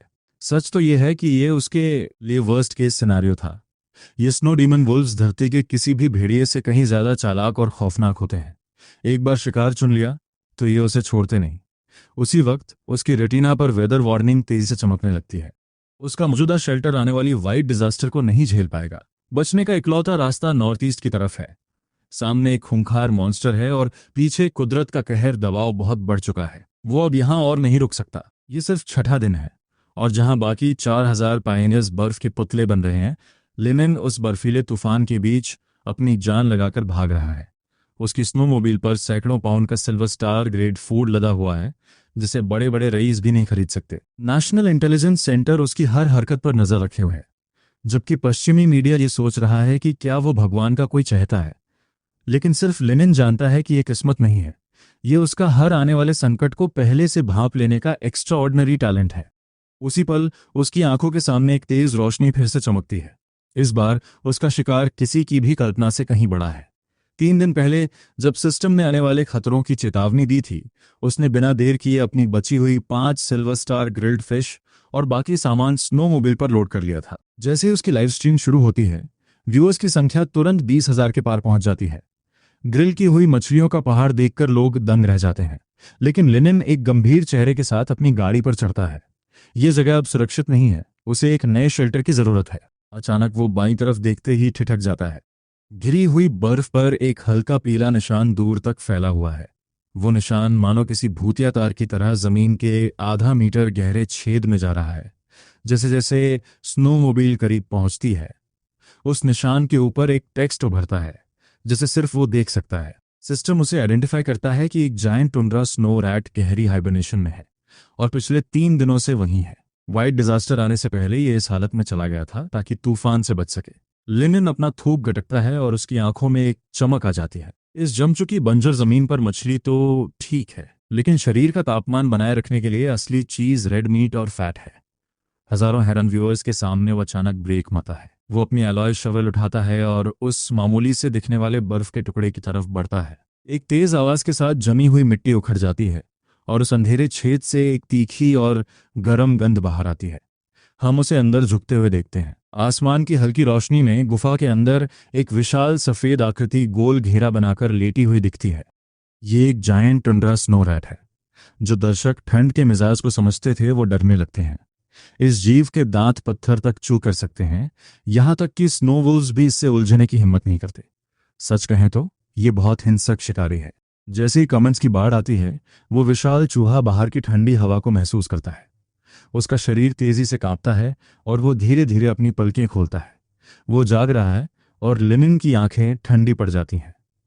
चूहे के होश में आने से ठीक पहले वो अपनी अलॉय शवल को सर के ऊपर हवा में उठाता है। अपनी पूरी ताकत झोंकते हुए वो शवल से चूहे की खोपड़ी पर एक जोरदार वार करता है। वार इतना घातक था कि उस जायंट रैट को चीखने तक का मौका नहीं मिला और वो हमेशा के लिए शांत हो गया। उसने कर दिखाया। उसने सफलतापूर्वक एक जायंट टुंड्रा स्नो रैट का शिकार कर लिया है। लिनन अपने मुंह से धुएं जैसी भाप छोड़ता है। वो उस जीव को गर्दन से पकड़कर बाहर खींचता है। इसका वजन कम से कम 20 पाउंड है। इसके पेट के नीचे जमी हुई चर्बी की एक मोटी परत है, जो मानो ईंधन से भरा एक चमड़े का थैला हो। लेकिन वो अभी रुका नहीं है। वो बिल के ऊपरी हिस्से में हाथ डालता है और चमकते हुए नीले फल बाहर निकालता है। उसने आइस ब्लूबेरीज ढूंढ ली हैं। उधर नेशनल इंटेलिजेंस सेंटर में उसे फिर से देखा जा रहा है। स्क्रीन पर लिनन के उस बेदाग शिकार को देखते हुए डायरेक्टर ली अपना माथा पकड़ लेते हैं। देश के सबसे बड़े कैंडिडेट्स अभी भी जिंदा रहने के लिए संघर्ष कर रहे हैं और यहाँ लिनन इस बंजर इलाके में मांस और फल खा रहा है। पिछली सारी एनालिसिस रिपोर्ट्स अब रद्दी का टुकड़ा बन चुकी हैं। लिनन हर बार संसाधनों की सही जगह और खतरों को भांप लेता है। ये सिर्फ किस्मत नहीं हो सकती। ले की आंखें चमकती हैं और वो सोचता है, क्या ये कोई सिक्स्थ सेंस है? उसे जॉन की याद आती है, जो कमाल की एनवायरनमेंट अवेयरनेस रखने वाला एक पैदाइशी शिकारी है। इसके अलावा उसे और कोई वजह समझ नहीं आती। पूरे दफ्तर में सन्नाटा छा जाता है। अगर ये सच है तो उन्होंने वाकई एक हीरा ढूंढ लिया है। ले अचानक खड़ा होकर दृढ़ आवाज में कहता है, मेरा ऑर्डर सबको पहुंचा दो। अब से लिनन को एक सीड लेवल पायनियर माना जाएगा और उसके परिवार को राजधानी के नए सेफ्टी जोन में टॉप टियर प्रोटेक्शन मिलेगी। वो रुकता है और स्क्रीन पर उस लड़के को देखते हुए अपनी टीम को उस पर लगातार नजर रखने का आदेश देता है। अगर लिनन ने लंबे समय तक टिकने की काबिलियत साबित कर दी तो वे उसके स्काई राइडर इवैल्यूएशन शुरू करेंगे। ये सुनकर वहां मौजूद स्टाफ दंग रह जाता है। स्काई राइडर रैंक सबसे ऊंचा सीक्वेंस है, एक ऐसा ट्रम्प कार्ड जो अमेरिका के पास सभ्यता के अगले पड़ाव का सामना करने के लिए सिर्फ एक इंसान के पास है। जैसे ही लिनन का ऑफिशियल स्टेटस बढ़ता है, ब्लू स्टार के ऑफिशियल लाइव स्ट्रीम पर नए व्यूअर्स की बाढ़ आ जाती है। वे देखना चाहते थे कि आखिर ये कौन सा पागल आदमी है जो तूफान के बीच रेस लगा रहा है जबकि बाकी सब डर के मारे कांप रहे हैं। उनके लिए ये एक एक्सट्रीम स्पोर्ट जैसा था, लेकिन पुराने व्यूअर्स हकीकत जानते थे। उनके लिए लिनन मौत के साथ नाचने वाला एक खुदा था। इसी बीच उस वीरान इलाके में लिनन अपनी शोहरत से बिल्कुल बेखबर है। बर्फीली हवाएं बर्फ के ढेर उड़ा रही हैं और उसके गॉगल से टकरा रही हैं, पर वो आगे बढ़ता जा रहा है। उसकी नज़रों में ये दुनिया अब सिर्फ एक खामोश और सफ़ेद जगह नहीं है, बल्कि डेटा पॉइंट्स का एक हलचल भरा नक्शा है। बर्फ के बीच सूचनाओं की अनगिनत धाराएं बह रही हैं, जिससे क्रूर इलाका बहुत व्यस्त और सच कहें तो बेहद खतरनाक दिख रहा है। महज आधे दिन में उसने कम से कम 20 रिसोर्स नोड्स पहचान लिए हैं। फिर भी उसके हाथ गाड़ी के हैंडल बार्स पर मजबूती से जमे हुए हैं। वो एक सेकंड के लिए भी रुकने की हिम्मत नहीं करता। भले ही जमीन का कोना कोना संसाधनों की खान है, लेकिन वो रुक नहीं सकता। लालच में आकर उसका दिल तेजी से धड़क रहा है, पर उसे अपनी भावनाओं को काबू में रखकर सिर्फ एक लक्ष्य पर ध्यान देना है। उसकी नजरें स्क्रीन पर चल रहे उस लाल रंग के काउंटडाउन पर टिकी हैं। लेवल 1 वाइड डिजास्टर शुरू होने में अब सिर्फ 28 घंटे बचे हैं। अगर आप जिंदा ही नहीं बचे तो पैसे और संसाधनों का कोई मोल नहीं। संसाधनों के डेटा के बीच छिपे उन दूसरे निशानों को देखकर वो और भी सहम जाता है। उसे गहरे लाल और बैगनी रंग के निशान दिख रहे हैं। ये स्नो वुल्व्स और जायंट आइस वर्म्स के शिकार करने की खौफनाक जगह है। जब तक ये मॉन्स्टर्स आने वाले तूफान से छिपने में व्यस्त हैं, उसे इसी आखिरी मौके का फायदा उठाकर अपनी सबसे बड़ी जरूरत को ढूंढना होगा। रात होते ही हवा छुरियों की तरह चुभने लगती है और डेली रिसोर्स अपलोड का काउंटडाउन अपने आखिरी 5 मिनट पर पहुंच जाता है। जब वक्त आता है तो कुछ भी अपलोड न करने का फैसला करता है। बाहर की दुनिया को ऐसा लगता है जैसे उसे आज कुछ नहीं मिला। उसके आसपास का वो डरावना अंधेरा मानो सब कुछ निगल जाने के लिए तैयार खड़ा एक विशाल जबड़ा है, जहां उसके पास छिपने के अलावा कोई चारा नहीं है। हम उसे काम चलाओ बर्फ की गुफा में दुबके हुए देखते हैं, जहां वो दुनिया को हिला देने वाले उस बर्फीले तूफान से छिप रहा है। उधर ब्लू स्टार पर लाइव स्ट्रीम के चैट में सन्नाटा छा गया है, क्योंकि लोग उसे पत्थर जैसी सख्त जमी हुई मछली चबाते हुए देख रहे हैं। हजारों लोगों का दिल बैठ जाता है। उन्हें डर है कि इस नर्क जैसे मौसम में शेल्टर ढूंढना नामुमकिन होगा और शायद कल लिनन की एक जमी हुई लाश मिलेगी। लेकिन जहां पूरा इंटरनेट उसकी जान को लेकर परेशान है, वहीं हालात एक चौंकाने वाला मोड़ लेने वाले हैं। चौथे दिन की सुबह वो अपनी गुफा से उस सफ़ेद नर्क में बाहर निकलता है जहां 10 मीटर दूर देखना भी नामुमकिन है। कल मरने वालों का आंकड़ा 1086 था। उस ठंडे नंबर को देखकर उसका सीना भारी हो जाता है। उसे एहसास होता है कि अगर उसके पास कोल्ड रेजिस्टेंस एट्रीब्यूट्स नहीं होते तो शायद उसका नाम भी उस लिस्ट में शामिल होता। अचानक उस दिन की इंटेलिजेंस रिफ्रेश होती है। वो एनवायरमेंटल डेटा के लिए ऑप्शन बी चुनता है और उसकी आंखों के सामने एक सुनहरी रोशनी फैल जाती है। 10 किलोमीटर के दायरे का एक 3D होलोग्राफिक मैप तुरंत उसके सामने खुलता है। उसे देखते ही उसकी धड़कनें तेज हो जाती हैं। उसे वो मिल गए। मैप पर एक साथ 2 शेल्टर कोऑर्डिनेट चमक रहे हैं। बाईं तरफ 5 किलोमीटर दूर एक खाली और छोड़ा हुआ बियर डैम है। ये अर्थ ग्रेड का है, बहुत छोटा और संसाधनों के बिना, लेकिन यहाँ पहुंचने पर बचने की गारंटी है। मगर दाईं तरफ 15 किलोमीटर दूर एक मोहक नारंगी लाल रोशनी चमक रही है। ये एक थर्मल सॉल्यूशन केव है। यहाँ ग्रेड 1 कांस्टेंट टेम्परेचर और पानी का अपना एक स्वतंत्र स्रोत भी है। वो खामोश हो जाता है। इस पल जन्नत और जहन्नुम के बीच का फैसला महज एक चुनाव था। उस मांद को चुनने का मतलब था किसी तरह बच जाना, लेकिन एक फीका भविष्य। गुफा को चुनने का मतलब था कि अगर वो वाइट डिजास्टर आने से पहले वहां नहीं पहुंचा तो वो मारा जाएगा। एक महातूफान से ठीक पहले 15 किलोमीटर का वो जमा देने वाला रास्ता। 3 सेकंड की गहरी हिचकिचाहट के बाद वो एक जुआ खेलने का फैसला करता है। थोड़े वक्त का आराम उसे लंबी उम्र नहीं दे सकता। वो अचानक हैंडल बार्स को मोड़ता है और किसी पागल की तरह झुककर उस भयानक बर्फीली हवा का सामना करता है। वो जानता है कि थोड़े समय की सुरक्षा लंबे वक्त तक जिंदा रहने का विकल्प नहीं हो सकती। अपनी पूरी जान लगाकर वो उस खतरनाक रास्ते पर निकल पड़ता है जहां मौत का खतरा 9 से 1 है। लाइव स्ट्रीम पर अचानक धमाका होता है क्योंकि हजारों लोग उस मंजर को देख रहे हैं। वो एक दहाड़ते हुए जानवर की तरह बन गया है। उसकी स्नोमोबाइल उस विपरीत हवा से जूझ रहे हैं, जैसे आगे बढ़ने वाला हर कदम एक नामुमकिन काम हो। इंटेलिजेंस ब्यूरो के अंदर सबसे बड़ी एक्सपर्ट सू जुआन स्क्रीन की तरफ टकटकी लगाए देख रही है। उसे देखते हुए उसके चेहरे से पसीना बह रहा है। 10 मिनट बीतते हैं, फिर आधा घंटा। लेनिन अभी भी उस तूफान से लड़ रहा है, लेकिन अब उसके शरीर की हरकतें तेजी से अकड़ने लगी हैं। शुरू करने से पहले आज का पहला टारगेट सेट करते हैं। इस वीडियो पर 2K लाइक्स का एम। अगर आपको ये जर्नी पसंद आ रही है, अगर हर एपिसोड आपको फील होता है, तो लाइक बटन दबाओ और 2K का टारगेट मिलकर कंप्लीट करते हैं। आपका एक लाइक सिर्फ बटन नहीं, ये प्रूफ है कि आप इस स्टोरी का पार्ट हो। चैनल को सब्सक्राइब करके बेल ऑन कर दो ताकि हर नया एपिसोड, हर नया ट्विस्ट सबसे पहले आप तक आए। और हाँ, आज का सबसे इंपॉर्टेंट मिशन। हर इंसान एक वीडियो को 3 टाइम्स हाइप कर सकता है, तो अभी के अभी 3/3 हाइप पॉइंट्स कंप्लीट करो। ये सिर्फ नंबर्स नहीं हैं, ये डिसाइड करेगा कि नेक्स्ट एपिसोड फुल पावर के साथ आएगा या नहीं। इतनी मेहनत और टाइम लगता है हर एपिसोड में। अगर सपोर्ट स्ट्रांग रहा तो सीरीज और भी इंटेंस होगी, लेकिन अगर रिस्पॉन्स वीक रहा तो शायद ये जर्नी यहीं रुक सकती है, या फिर आगे सिर्फ मेंबर्स के लिए कंटिन्यू होगी। डिसीजन आपके हाथ में है। 2K लाइक सेम कंप्लीट करो, 3/3 हाइप फिनिश करो, लाइक और सब्सक्राइब करो और कमेंट में लिखो मिशन कंप्लीट। ये सिर्फ चैनल नहीं, हमारी कम्युनिटी का पावर मोमेंट है। ये उसकी पूरी तरह से हार मान लेने की निशानी थी। सब कुछ नामुमकिन लग रहा था। भला एक इंसान की ताकत इस बेरहम आसमान के सामने कैसे टिक पाती?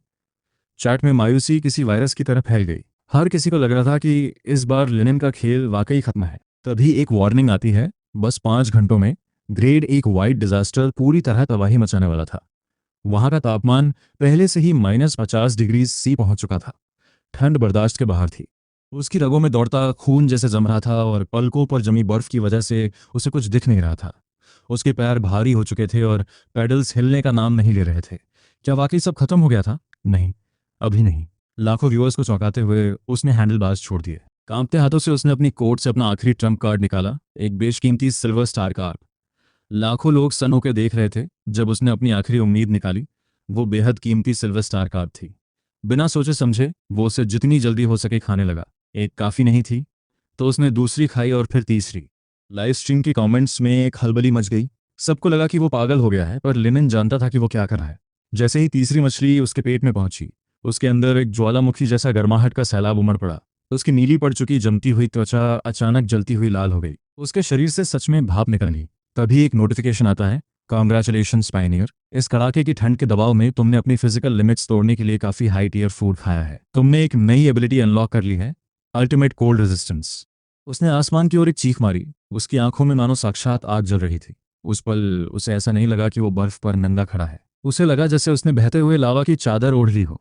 उसकी स्नोमोबाइल किसी जंगली जानवर की तरह दहाड़ उठी और उसकी स्पीड अचानक एक खौफनाक लेवल तक पहुंच गई। जैसे उसने रफ्तार बढ़ाई, उसने पीछे मुड़कर देखा। उस एक मंजर ने उसे अंदर तक झकझोर दिया। पीछे कुछ ही दूर पर, जहां आसमान और जमीन मिलते हैं, सैकड़ों मीटर ऊंची एक विशाल सफेद दीवार खामोशी से उसकी तरफ बढ़ रही थी। वो बादल नहीं था, वो वाइट डिजास्टर का असली रूप था। साक्षात मौत का देवता उसके पीछे पड़ा था।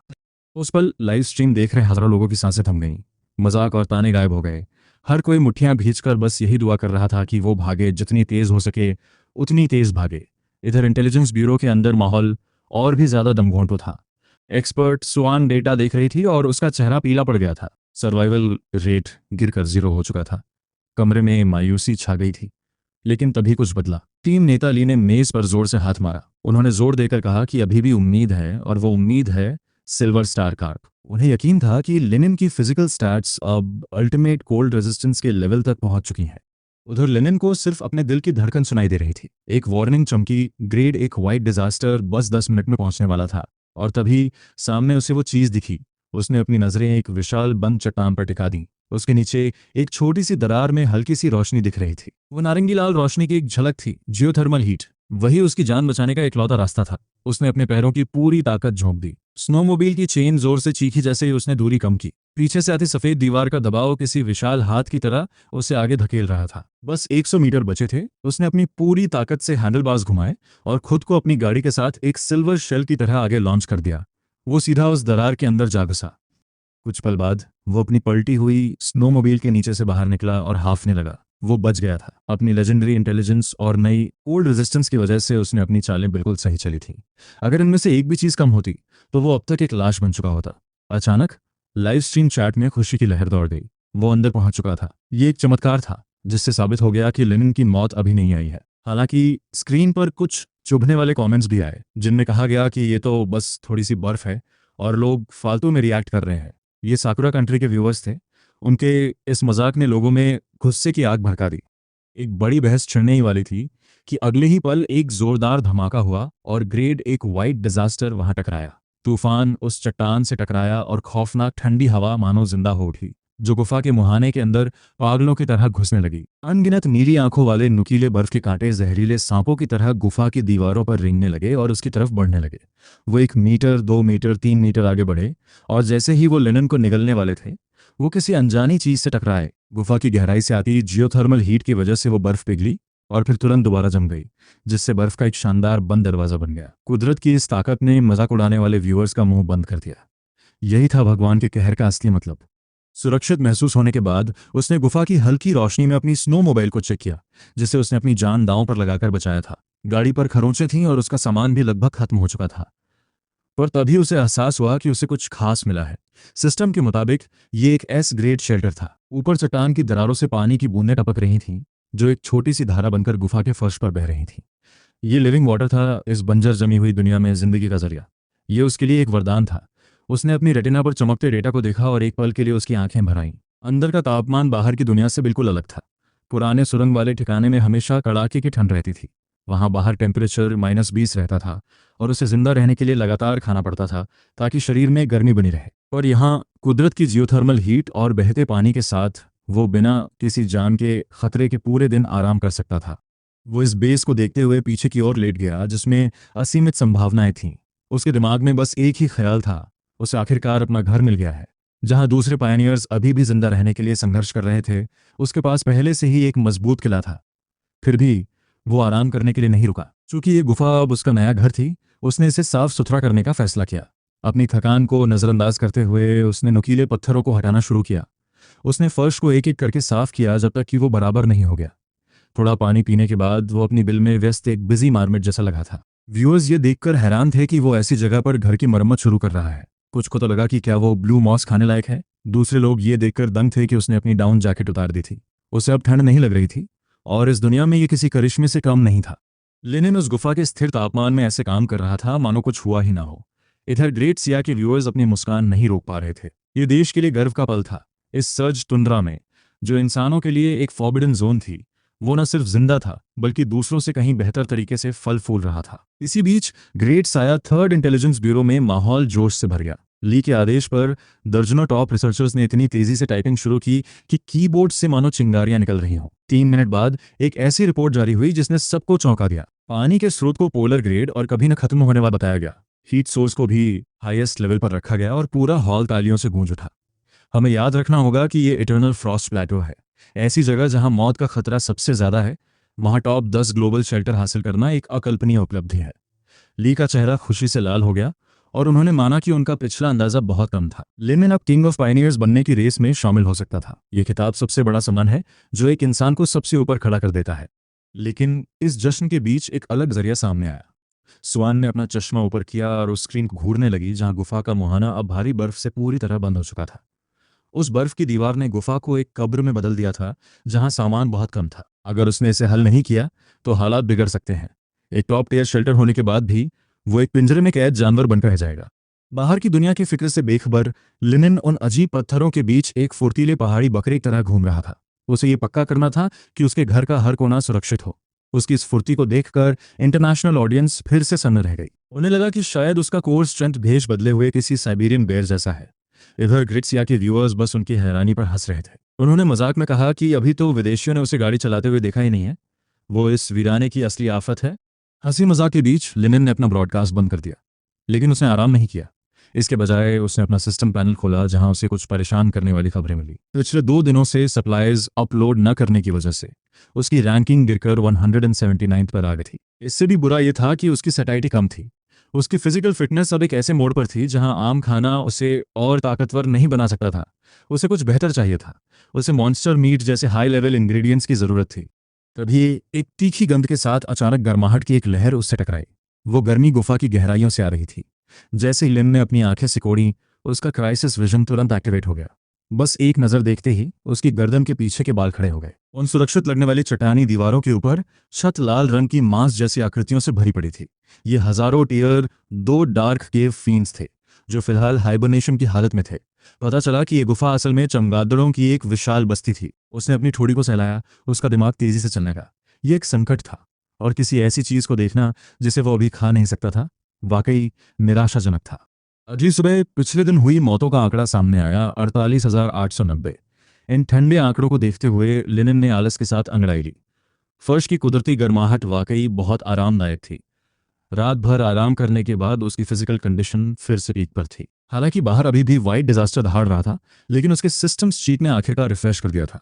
नई इंटेलिजेंस अब उपलब्ध थी और उसने एनवायरनमेंट बी को चुना। चूंकि वो जमीन के नीचे फंसा हुआ था, उसने फैसला किया कि उसे ये समझना होगा कि ये पाताल की दुनिया कैसी दिखती है। जैसे ही गोल्डन स्क्रीन चमकी, एक शानदार अंडरग्राउंड मैप हमारी आंखों के सामने खुल गया। ये गुफा तो बस एक शुरुआत थी। जमीन के नीचे का हिस्सा किसी विशाल चींटियों की बस्ती जैसा था, जहां अंधेरी नदियां और मैग्मा पूल्स एक पेचीदा भूल भुलैया बना रहे थे। अचानक उसकी नजर एक खास जगह पर ठहर गई। मैप के सबसे गहरे हिस्से में 2.5 किलोमीटर नीचे एक पर्पल पिरामिड आइकन धीरे धीरे टिमटिमा रहा था। उसने एक प्राचीन सभ्यता का खंडर खोज लिया था, the temple of the snowstorm. System ने उसे वहां जाने का सुझाव दिया और बताया कि वहां उसे सुपरनैचुरल एबिलिटीज मिल सकती हैं। उन शब्दों को देखते ही लिनन की आंखें फैल गईं।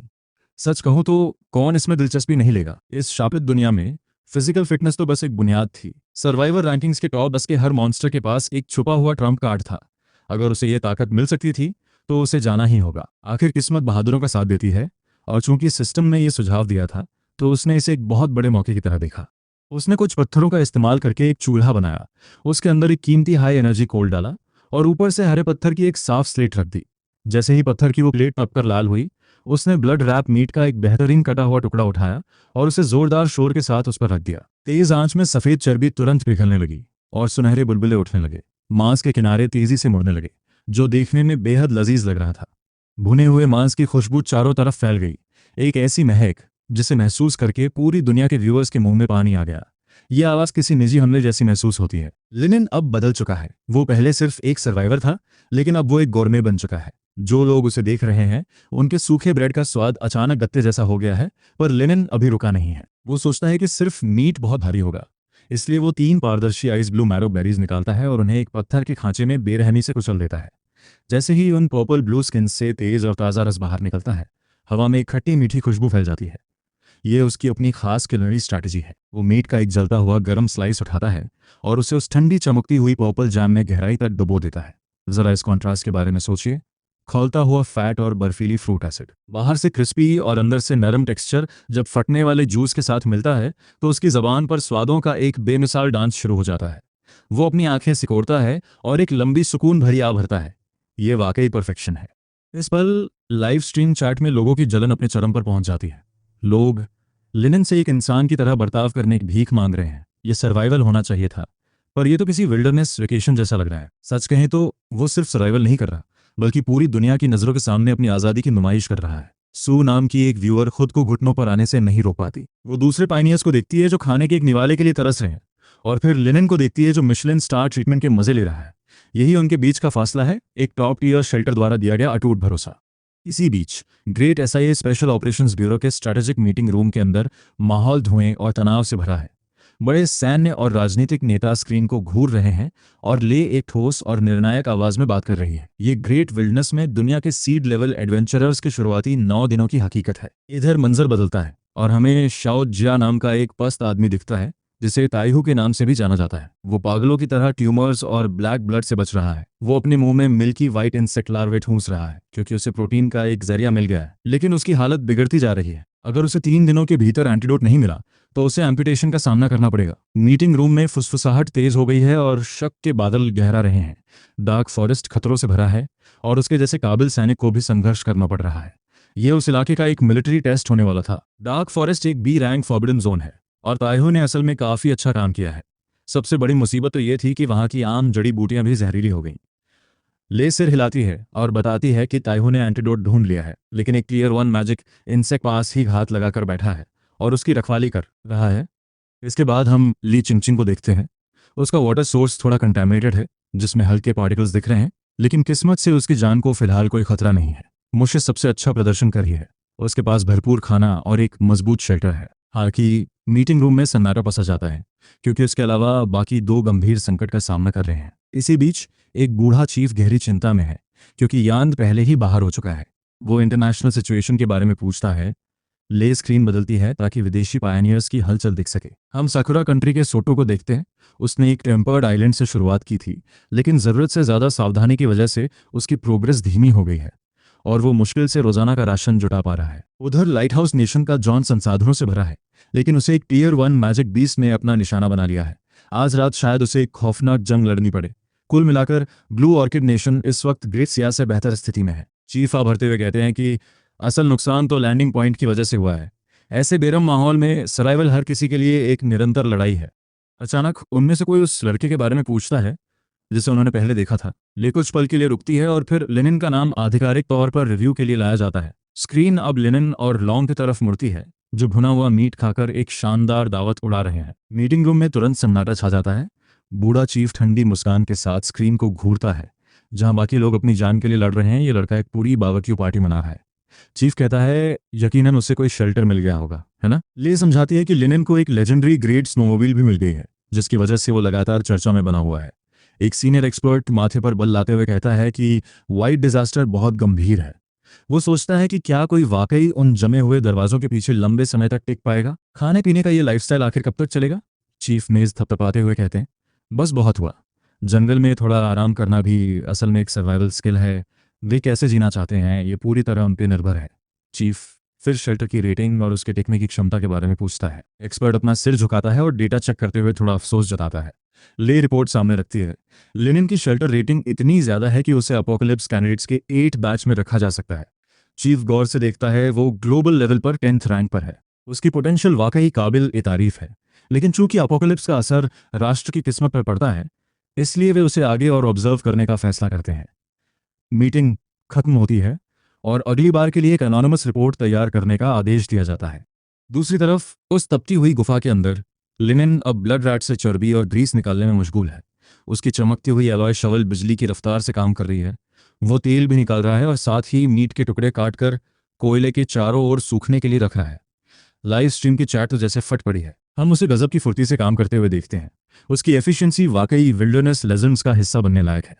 ऐसा लगता है जैसे वो डबल स्पीड पर काम कर रहा हो। जैसे ही बचे हुए टुकड़े सुनहरे भूरे होने लगते हैं, लिनन साफ और रिफाइंड फैट को बाहर निकाल लेता है। उसने 1 लीटर से ज़्यादा रिफाइंड ब्लड रैट ग्रीस हासिल कर लिया है, जो उसके लिए कुकिंग ऑयल, एंटी फ्रीज और फ्यूल के रूप में काम आएगा। इसके बाद वो खाल से बचे हुए हिस्से खुरचता है, अपनी शवल से खोपड़ी को चकनाचूर कर देता है और मजबूत इंसाइजर्स और टांगों की हड्डियां निकाल लेता है। वे मुड़े हुए दांत फिश हुक्स बनाने के लिए एकदम सही हैं, जिससे आगे चलकर उसकी फिशिंग एफिशिएंसी बढ़ जाएगी। सच कहें तो वो कुछ भी बर्बाद नहीं करता। सिस्टम की तरफ से नोटिफिकेशंस की एक झड़ी लग जाती है। उसे rat jerky, silver frosted peeled, 2 heart teeth और 4 हाई डेंसिटी लेग बोन्स मिले हैं। वो धूल झाड़ते हुए संतुष्ट महसूस करता है। इस पूरी प्रक्रिया में 40 मिनट से भी कम समय लगा और उसने ना खाने लायक हिस्सों को भी नहीं फेंका, झड़ दी है। इसके बजाय वो उन्हें बाद में चारे के तौर पर इस्तेमाल करने के लिए गेट के पास एक गड्ढे में जमा देता है। वो अपनी रैट जर्की पैक करता है और पानी के कुछ घूंट पीता है। अपनी शवल को मजबूती से पकड़कर वो अपनी आंखों के सामने चमक रहे पेल गोल्ड मैप को देखता है, जिसमें उस रहस्यमयी पर्पल पिरामिड के कोऑर्डिनेट्स दिख रहे हैं। सिस्टम रिकमेंडेशन का इंतजार करने के बजाय वो खुद आगे बढ़कर उस अनजानी जगह को एक्सप्लोर करने का फैसला करता है। इधर इंटेलिजेंस सेंटर में ले अपनी मीटिंग खत्म कर ही रहा था कि उसे ताज़ा अपडेट्स देखकर घबराहट होने लगती है। ऐसा लगता है कि लिनन एक बार फिर डेथ जोन की तरफ बढ़ा है। ले रिकॉर्ड्स को गुस्से में पटक देता है। कास केव्स कोई खेल का मैदान नहीं है। वहाँ रास्ता भटकने का मतलब है यकीनी मौत, खासकर अगर वहाँ अंडरग्राउंड मैजिक बीस्ट छिपे हों। स्वान अपना चश्मा ठीक करते हुए स्क्रीन का विश्लेषण करती है। वो लिनन की नाक सिकोड़ते हुए देखती है और अंदाज़ा लगाती है कि यकीनन आसपास कोई जंगली जानवर है। वो फिलहाल एक बहुत ही गंदी बदबू बर्दाश्त कर रहा है। जानवरों के बड़े झुंड भारी मात्रा में कचरा छोड़ते हैं और वे अपने इलाके के पास किसी घुसपैठिए को सोते हुए बर्दाश्त नहीं करते। ले खामोश है और सोच रहा है कि सर्वाइवल की क्रूरता कितनी भयानक हो सकती है। वो पूछता है कि उस लड़के के पास कब तक का राशन बचा है। सुआन स्क्रीन स्वाइप करती है और बताती है कि उसके पास 15 पाउंड रैट जर्की और 1 लीटर से ज़्यादा ग्रीस है। अगर वो कम खर्च करे तो ये 10 दिन तक चल सकता है। ले के चेहरे पर चिंता है। वो जानता है कि एक आम इंसान 20 दिन तक चल सकता है, लेकिन आपदा के समय लिनन की एनहांस्ड बॉडी बहुत तेजी से एनर्जी खर्च करती है। ये वाइट डिजास्टर कम से कम 15 से 20 दिनों तक चलने की उम्मीद है। उस तपती गुफा के भीतर लिनन की आंखों में एक सुरक्षित रास्ता नीली रोशनी में चमक रहा है। आगे अंधेरे में क्या राज छिपे हैं, रास्ता दिखाने के लिए सिर्फ एक धुंधली नीली रोशनी के साथ लिनन उस सन्नाटे में कदम रखता है। वो अपना पूरा ध्यान केंद्रित रखता है और नीचे जमीन की ओर देखते हुए माथे पर बल लाता है। नीचे काले क्रेन रॉक का फर्श है, जिस पर धूसर सफेद धब्बे पड़े हैं। हवा में एक जी मिचलाने वाली बदबू है, सड़न और खून का एक सा मिश्रण, जो गुफा की गहराई में जाने पर और भी असहनीय होता जा रहा है। 30 मिनट बाद बदबू अपनी हद पार कर देती है और सामने एक विशाल चौराहा आता है। बाईं तरफ एक गुफा का मुंह किसी राक्षस की तरह खुला है। उसके अंदर से सड़ी हुई मछली जैसी घातक बदबू आ रही है, जिससे उसकी रूह कांप जाती है और ठंडे पसीने से उसकी पीठ भीग जाती है। ये वाकई कुदरत की तरफ से एक खौफनाक चेतावनी है। ऊपर देखने पर दर्जनों मीटर ऊंची छत काले पत्थरों से ढकी हुई है, लेकिन वे पत्थर नहीं है, बल्कि हजारों हजार जीव हैं। ये सेकंड ऑर्डर डार्क केव डीमन बैट्स हैं, जो इस वक्त गहरी नींद में सो रहे हैं। सिस्टम एक चेतावनी जारी करता है, यह इलाका बेहद खतरनाक है। उस मंजर को देखकर लिनन की पुतलियां सिकुड़ जाती हैं। ये डीमन बैट्स धरती के चमगादड़ों जैसे बिल्कुल नहीं हैं। वे हमारी कल्पना से कहीं ज्यादा भयानक हैं। किसी बछड़े जितने विशाल और काली झिल्ली में लिपटे हुए उनके शरीर से सोते समय भी एक खौफनाक और ठंडी ऊर्जा निकल रही है। ये एक रोंगटे खड़े कर देने वाला नजारा है। अगर ये पक्का न होता कि वे सो रहे हैं, तो वो एक कदम भी आगे बढ़ाने की हिम्मत नहीं करता। जमीन का नजारा तो और भी डरावना है। फर्श पर धूसर सफेद कचरे की आधा मीटर मोटी परत है, जिसके नीचे पेल बोन्स का एक समंदर छिपा है। लिनन बहुत सावधानी से पीछे हटता है। एक और रास्ते की ओर मुड़ते ही, जहां से गर्मी की लहरें आ रही हैं, हमें एक और सेकंड ऑर्डर मैजिकल बीस्ट दिखता है, जो बछड़े के आकार का है और उड़ने में सक्षम है। वो सोचता है कि बिना हथियारों के वहां घुसना खुदकुशी जैसा होगा। सच तो यह है कि फर्श पर पड़ी हड्डियों के ढेर के मुकाबले वो तो उनके लिए महज एक नाश्ता होगा। उसे देख रहे लाखों दर्शकों के दिल में अनजाने डर ने अपनी जगह बना ली है। जब लिनन उस डीमन बैट नेस्ट के पास से गुजरता है, तो वे अपनी सांसें रोक लेते हैं। रास्ता बहुत खतरनाक है और रोशनी कम, जिसकी वजह से उसे उस धुंधलेपन में टटोलकर आगे बढ़ने के लिए अपने एनवायरमेंटल इंटेल पर निर्भर रहना पड़ा है। अचानक तापमान तेजी से बढ़ना शुरू होता है, 20 से 30 और फिर सीधा 40 डिग्री सेल्सियस तक पहुंच जाता है। लिनन के गालों से पसीना बहकर उसके कपड़ों को पूरी तरह भिगो देता है। वो सोचता है, क्या यह वाकई विंड एंड स्नो टेम्पल का रास्ता है?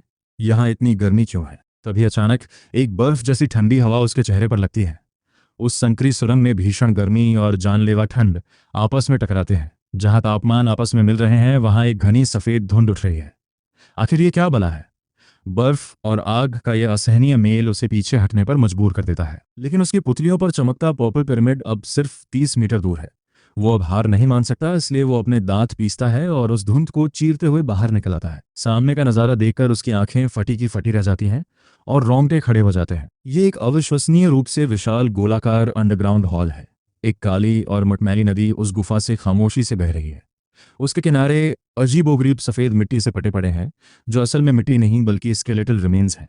खोपड़ियों को देखकर अंदाजा लगाया जा सकता है कि ये सभी ह्यूमनॉइड बीइंग्स थे जो हॉल के केंद्र की ओर घुटनों के बल बैठे थे, जैसे किसी 10,000 साल पुरानी तीर्थयात्रा में जम गए हों। श्रद्धा और दहशत के एक डरावने मेल ने जैसे इस पल को थाम लिया हो। इसी बीच हड्डियों के उस मंजर को देखकर लाइव स्ट्रीम चैट में खौफ पसर जाता है। दर्शक हैरान हैं कि ये कैसी जहन्नुम जैसी जगह है, लेकिन तभी दीवार पर एक रोशनी टिमटिमाती है। कैमरा घूमता है और एक सफेद राक्षसी जीव को दिखाता है। गुफा के अंदर लिनन को बाहर के शोर से कोई मतलब नहीं है और एक पल के लिए ऐसा लगता है जैसे उसने महसूस करने की अपनी सारी क्षमता खो दी हो। समय जैसे रुक गया है और उसकी चेतना एक ठंडे और खाली बर्फीले मैदान में खिंची चली जा रही है, जहां एक प्राचीन और बेरुखी से भरी मौजूदगी जागने लगती है। उसकी रूह की गहराई में एक ठंडी हंसी गूंजती है।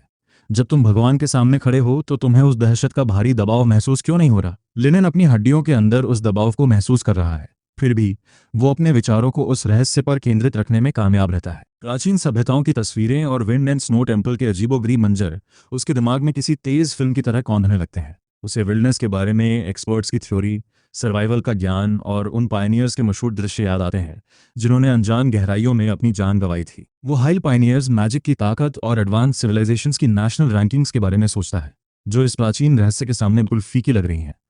साइंस उस चीज़ को नाप नहीं सकती जो वो अपनी आंखों से देख रहा है। वो पूरी तरह पक्का है कि कोई बहुत ही पावरफुल एंटिटी उससे बात कर रही है और उसकी हर हरकत पर नज़र रखे हुए है।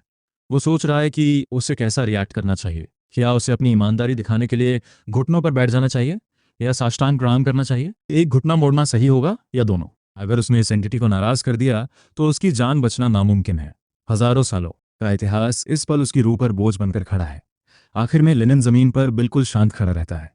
इधर अर्थ पर ग्रेट सिया इंटेलिजेंस सेंटर का माहौल बिल्कुल भी शांत नहीं है। उस रहस्यमयी चमकते प्लेटफॉर्म और सी ऑफ बोन्स को तुरंत लेवल 1 इमरजेंसी घोषित कर दिया जाता है, जिसके लिए सबसे ऊंचे स्तर की जांच जरूरी है। सारी टीम्स अपना रोजाना का काम छोड़कर फुटेज को एनालाइज करने जुट जाती हैं।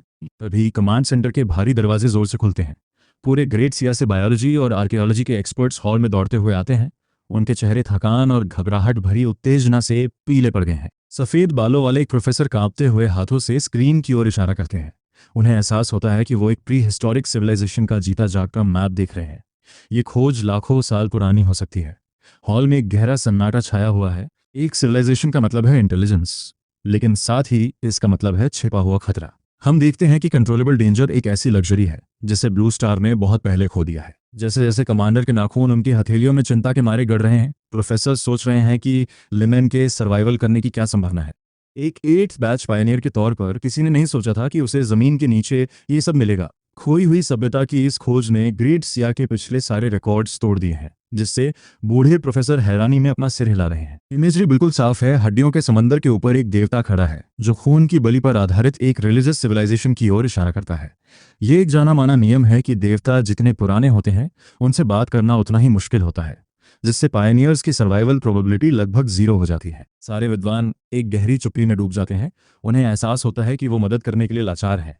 इसी बीच समंदर के पार लाइट हाउस नेशन अपनी एक मीटिंग बुलाता है। जनरल स्मिथ एक भावहीन चेहरे के साथ इमरजेंसी सेशन शुरू करते हैं और कहते हैं कि एक और किस्मत वाले को एक चमत्कार मिल गया है।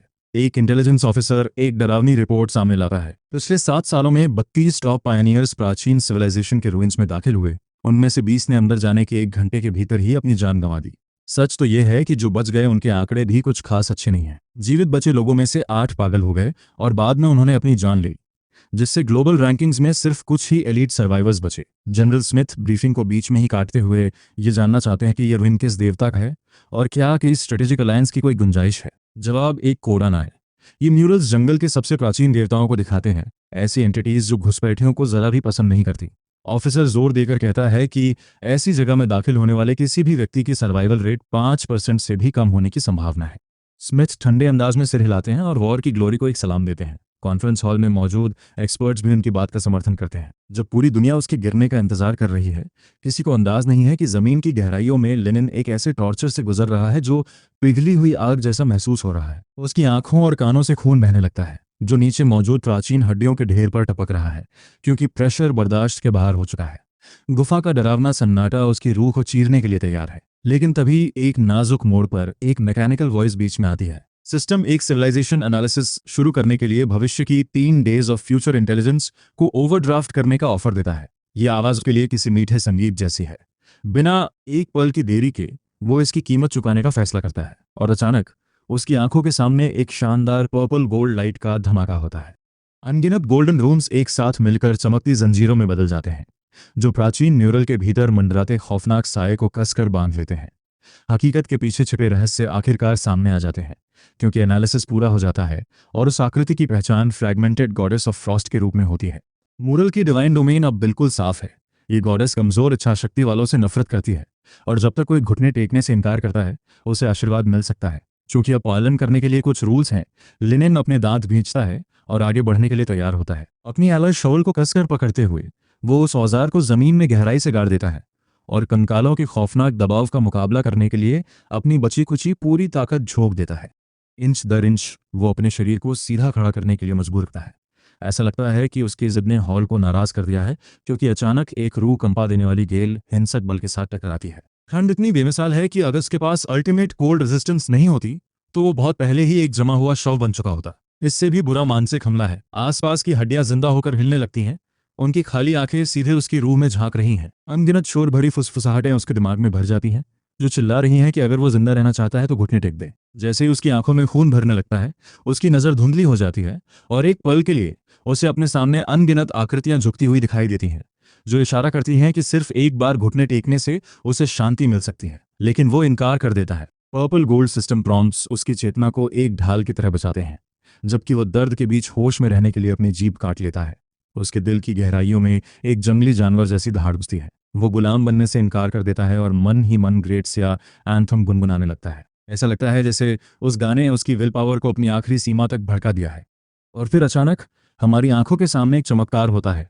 दुनिया को हिला देने वाला प्रेशर तुरंत गायब हो जाता है, जैसे किसी अदृश्य विशाल हाथ ने बर्फीले तूफान को हटा दिया हो। ऊपर बैठी ठंडी और बेपरवाह गॉडेस असल में अपना सिर थोड़ा झुकाती है। उसकी नजरों में नीचे खड़े नश्वर के लिए सच्ची मंजूरी की एक झलक दिखाई देती है। उसके हाथ अब बलि नहीं मांग रहे, बल्कि एक तोहफा दे रहे हैं। तभी एक आवाज गूंजती है जो ऐलान करती है कि trial of the Frost goddess पूरा हो गया है। एक शानदार क्रिस्टलाइन ट्री जैसा मैप उसके सामने खुलता है, जो उसे सीक्वेंस 1 ट्रेट विंटर अडेप्टर प्रदान करता है। यह उसे अपनी सभी एट्रीब्यूट्स को 30% तक बढ़ाने के साथ साथ एक्सट्रीम फ्रॉस्ट एनवायरमेंट्स को नजरअंदाज करने की ताकत देता है। वाकई में ये एक बहुत बड़ा अपग्रेड है। हालांकि जब वो एक स्नो डेमन के शिकार की शर्त देखता है तो उसका दिमाग बर्फ के उन ठंडे और लाल आंखों वाले राक्षसों की यादों से भर जाता है। एक नॉविस को रैंक 2 बीस्ट का शिकार करने के लिए कहना मौत की सजा जैसा है। वो सोच रहा है कि क्या गॉडेस को उसे संघर्ष करते हुए देखने में मजा आता है। तभी म्यूरल के नीचे एक हल्की टपकने की आवाज सन्नाटे को तोड़ती है। जैसे ही गॉडेस की उंगली पर तरल की एक बूंद इकट्ठा होती है, हम चांदी जैसी सफेद तरल की एक बूंद को एक स्टोन बोल में गिरते हुए देखते हैं। ये एक्सट्रीम कोल्ड की एक डिवाइन ब्रू है जो रूह को बेद देती है और इंसान को लड़ाई के लिए तैयार करती है। ये लेजेंडरी ट्रेजर उसके नश्वर शरीर को काफी मजबूत बना देता है। वो सोचता है शायद ये चापलूसी करने से इनकार करने का इनाम है। उसका गला भर आता है। बिना किसी झिझक के लिनेन आगे झपटता है और उस ब्रू को भटक जाता है। जो हैरानी की बात है कि बर्फ जैसी नहीं, बल्कि किसी भयंकर विस्फोटक आग को निगलने जैसी महसूस होती है। उसके भीतर हिंसक ऊर्जा का विस्फोट होता है, जिससे उसका खून भारी तरल में बदल जाता है, जबकि उसका दिल अब सिर्फ साधारण खून नहीं बल्कि लावा जैसी ताकत पंप कर रहा है। वो अपनी आंखें खोलता है और उसकी त्वचा पर आइस क्रिस्टल्स की एक पतली परत जम जाती है, जो एक और बदलाव का इशारा है। उसने अपनी एडवांस्ड कोल्ड रेजिस्टेंस में थोड़ा और इजाफा किया है, और जैसे ही वो सांस छोड़ता है उसकी सांस तुरंत चमकती हुई बर्फ की धूल के बादल में बदल जाती है। ये ताकत का ऐसा प्रदर्शन है जो सच में हैरान कर देने वाला है। जैसे ही पूरे ब्लू स्टार पर एक ग्लोबल अनाउंसमेंट गूंजना शुरू होती है, आज का मिशन पहले से भी ज्यादा डेंजरस है। इस वीडियो पर हमें चाहिए पूरे 5 केल्विन लाइक्स। अगर आपको ये स्टोरी सच में एंटरटेन कर रही है, अगर हर एपिसोड के बाद आपका हाइप नेक्स्ट लेवल पे चला जाता है, तो अभी लाइक बटन पर अटैक करो और इस टारगेट को पूरा कर दिखाओ। आपका हर एक लाइक इस सीरीज की ताकत बढ़ाता है और बताता है कि आप इस जर्नी के रियल सपोर्टर हो। चैनल को सब्सक्राइब करके बेल आइकन ऑन कर लो, क्योंकि आगे जो आने वाला है वो पहले से ज्यादा क्रेजी और अनएक्सपेक्टेड होने वाला है। एक भी एपिसोड मिस किया तो पूरी कहानी का गेम बदल जाएगा। और अब आता है आज का स्पेशल मिशन। हर इंसान इस वीडियो को 3 बार तक हाइप कर सकता है। मतलब आपके पास पूरे 3 बाय 3 हाइप पॉइंट्स हैं, तो अभी जाकर तीनों हाइप पॉइंट्स फुल कर दो। क्योंकि यही डिसाइड करेगा कि अगला एपिसोड कितने बड़े लेवल पे आएगा। हर एपिसोड के पीछे घंटों की मेहनत लगती है, कहानी को इस लेवल तक लाने में पूरा टाइम और एनर्जी जाती है। अगर आपका सपोर्ट इसी तरह फुल पावर में रहा तो ये सीरीज और भी ज़्यादा इंटेंस और सिनेमैटिक होती जाएगी। लेकिन अगर रिस्पॉन्स डाउन गया तो हो सकता है आगे के एपिसोड सिर्फ मेंबर्स तक लिमिट हो जाए। तो अभी के अभी 5 केल्विन लाइक्स कंप्लीट करो, 3x3 हाई पॉइंट्स फिनिश करो, लाइक सब्सक्राइब और कमेंट में लिखो मिशन कंप्लीट। क्योंकि ये सिर्फ एक चैनल नहीं है, ये हमारी पूरी कम्युनिटी की ताकत है।